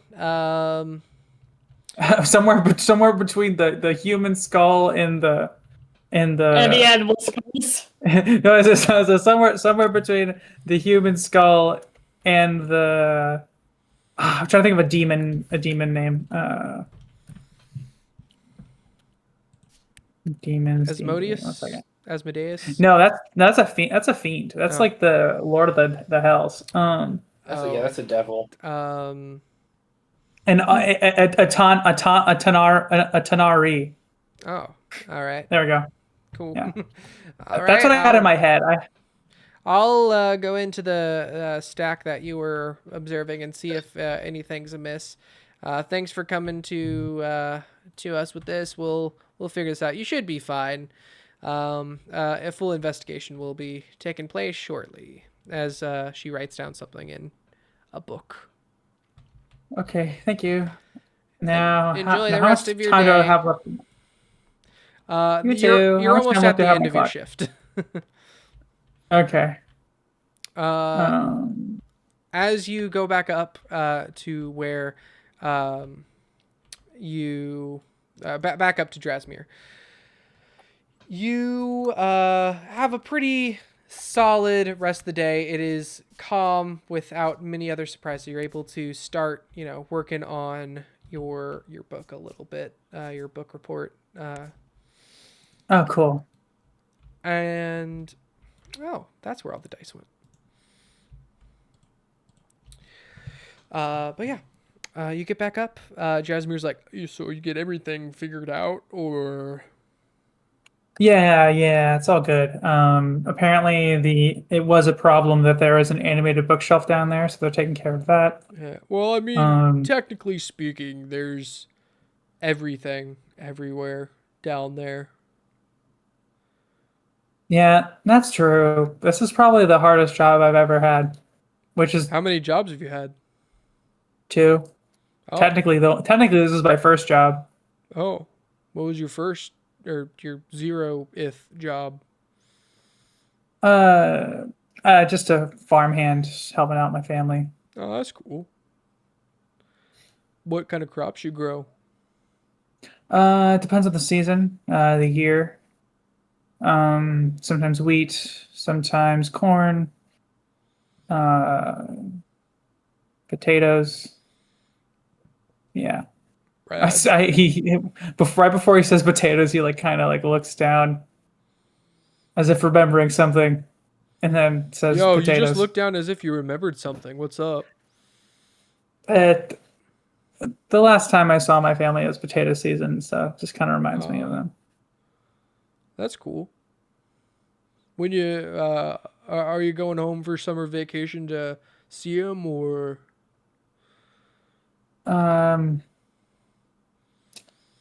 Yeah. Struggling to think of a lie. No, unfortunately, they can't afford another mouth to feed. Sending me off to college was a good deal for them. Oh, well. Times have been hard. Fair enough. Well, I wish you luck in all that you do. Gia. Thanks, you too. Hello. You finish with the horticulture club. There is plenty of daylight left in the day. However, something you notice after Horticulture Club ends, your familiar, your elemental familiar, starts slowing down. It has the slomies. It's acting as if it is just a normal, jumping up and down, but it's almost jumping up and down in slow motion. So it's acting normal, it's just acting slow? Correct. As if it was under the effects of a slow spell. Yeah. Oh, okay.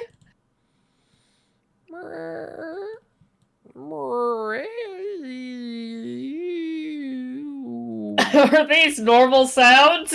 Yeah, they're just normal sounds, but slowed down. Just slower.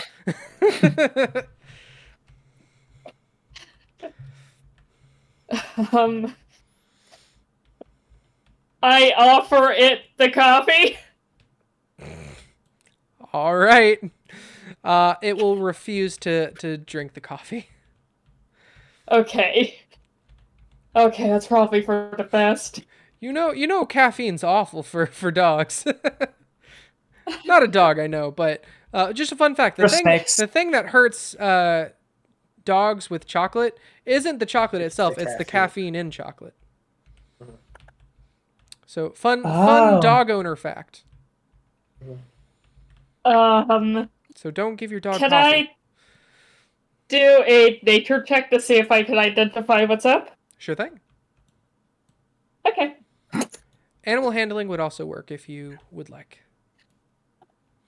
They're the same. Okay. But, so I'll say this is animal handling, and that was a 15. 15. Okay. With a 15, there's no spell or anything that's affecting your glass snake elemental. But it is moving sluggishly in an unnatural manner. To you, this is actually not something you've seen, but it is something you've understood before. This is going at a rate you are familiar with from a plane. It is starting to slow down to almost adjust itself.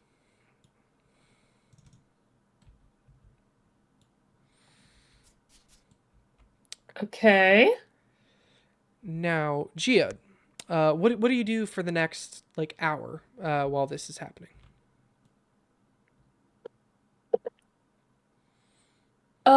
I think go to the dorm so I can observe it in a familiar. Okay. Geode, a couple things happen in this hour.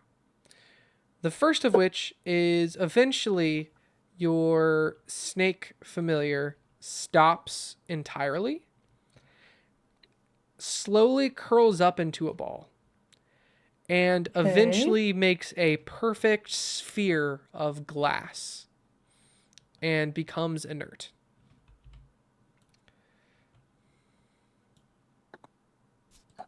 Does Geode understand metamorphosis? You don't even need to roll for that. I would assume Geode would know just from sort of where you grew up. Okay. She knows how butterflies work. Yeah.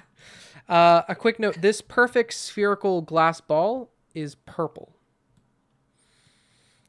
Similar to your gym color. That's new. Yes.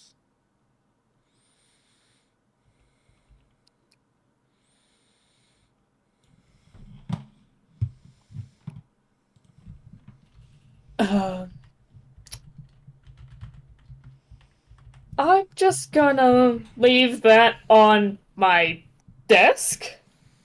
Okay. It rolls off and cracks, and And now you don't have No, a familiar no. anymore. It's man, it's tough break watching these elemental familiars, man. Oof. Wait, it died? No. No. It's Oh. just goofs. Okay. I tune out for 1 second and then I hear your familiar fucking exploded. I'm just gonna leave it there because I noticed. Yeah. Hello. Oh. Hello. Yeah. Sorry, I didn't hear you for a sec. So I'm just going to leave it on my desk because I know this sort of thing could take days. Or at least Geode thinks that. All right. Fair enough. Geode, it's around this point as well. You get a crash of caffeine. A caffeine Holy crash. shit! You have now taken 2 points of exhaustion and are dog tired as you put the sphere on your desk and essentially collapse right there. Hang on, there's one more thing I want to do in today. Yes, what else did you want to do? Can I drink Soul's Potion and record notes? Yes, please. Oh, okay, drink the potion. I will. One moment, I am making notes about fracture. Please. And then Geo dies. Please roll a just any dice. Odds or evens. 1 second. And can I also ask where you're drinking this? Also the controlled environment of my. Okay. Well, you know what? Maybe the controlled environment of out here. Okay. You're laying on the table. Let me get her back up. Okay. There we go.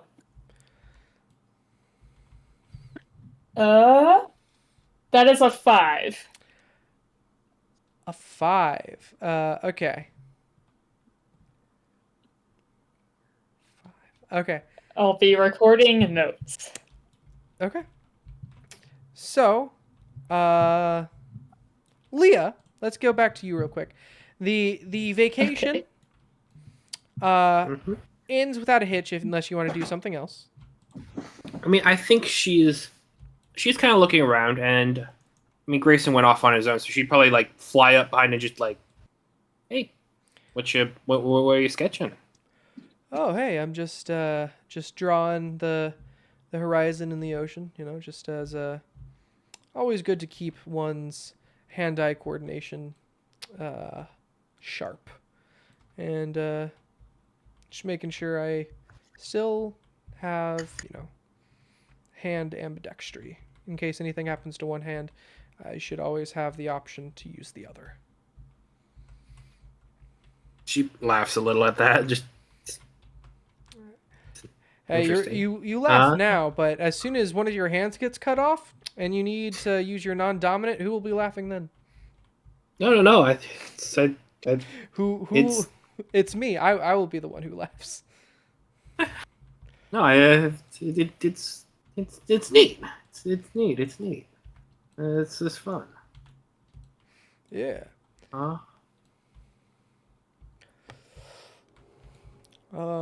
Anyway, how are you liking the vacation so far? This is one of the more peaceful ones. This place is great. Yeah. Good fresh air, good sea breeze, nice and warm. Mm-hmm. All that. Yeah.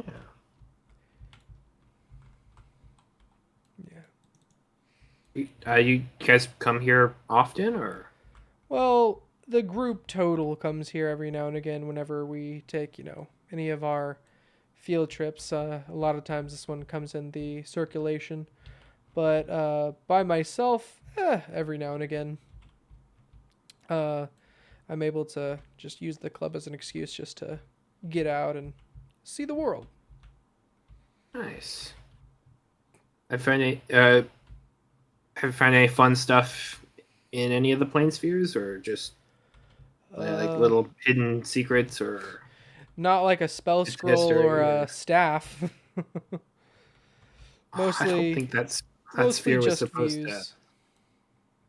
I don't think that one was supposed to get out, but yeah. Most of them are not really things where you can collect stuff in. Most of the plane spheres are just little bubbles of reality, captured moments of dying or decayed worlds that will never be seen again. That's kind of sad. Well, yeah, but I mean, everything dies. And, uh-oh.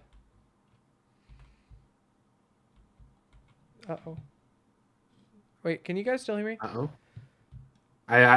You're cutting it out a bit. Oh, okay. Because I just got kicked from Tailspire. It said I lost connection. Oh, I think your internet connection is going a bit. Oh, no. Yeah. All right. But yeah, all in all, everything dies eventually. It's sad, but it's a part of life. You are so robot right now. Dang it. yes. That dang it came through perfect. How about now? How about now? I think he's gone. Uh-oh. Can you not hear me anymore? Oh,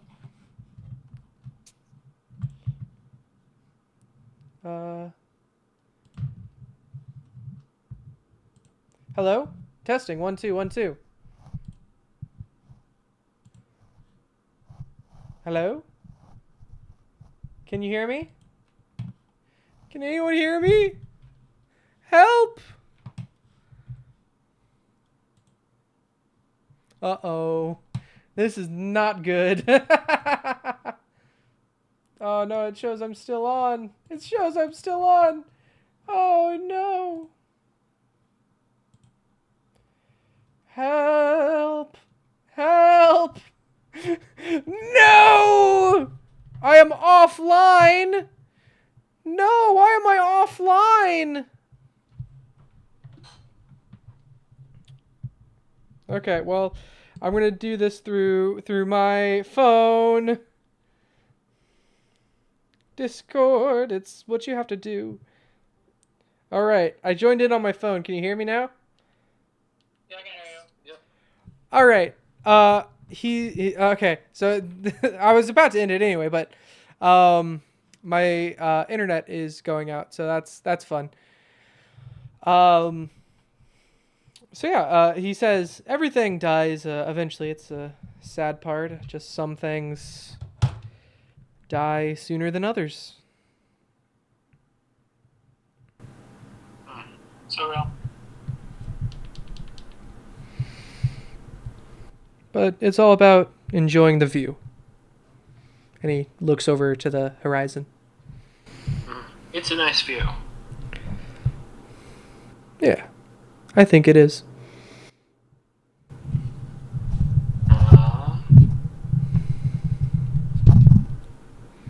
I take it people are probably starting to try and round up people to come back. Yes. And we are going to end it off as you walk in. You and Azarius simultaneously walk back into your dorms. And you find a petrified, more stone than she used to be, geode, unmoving in the foyer. Boy.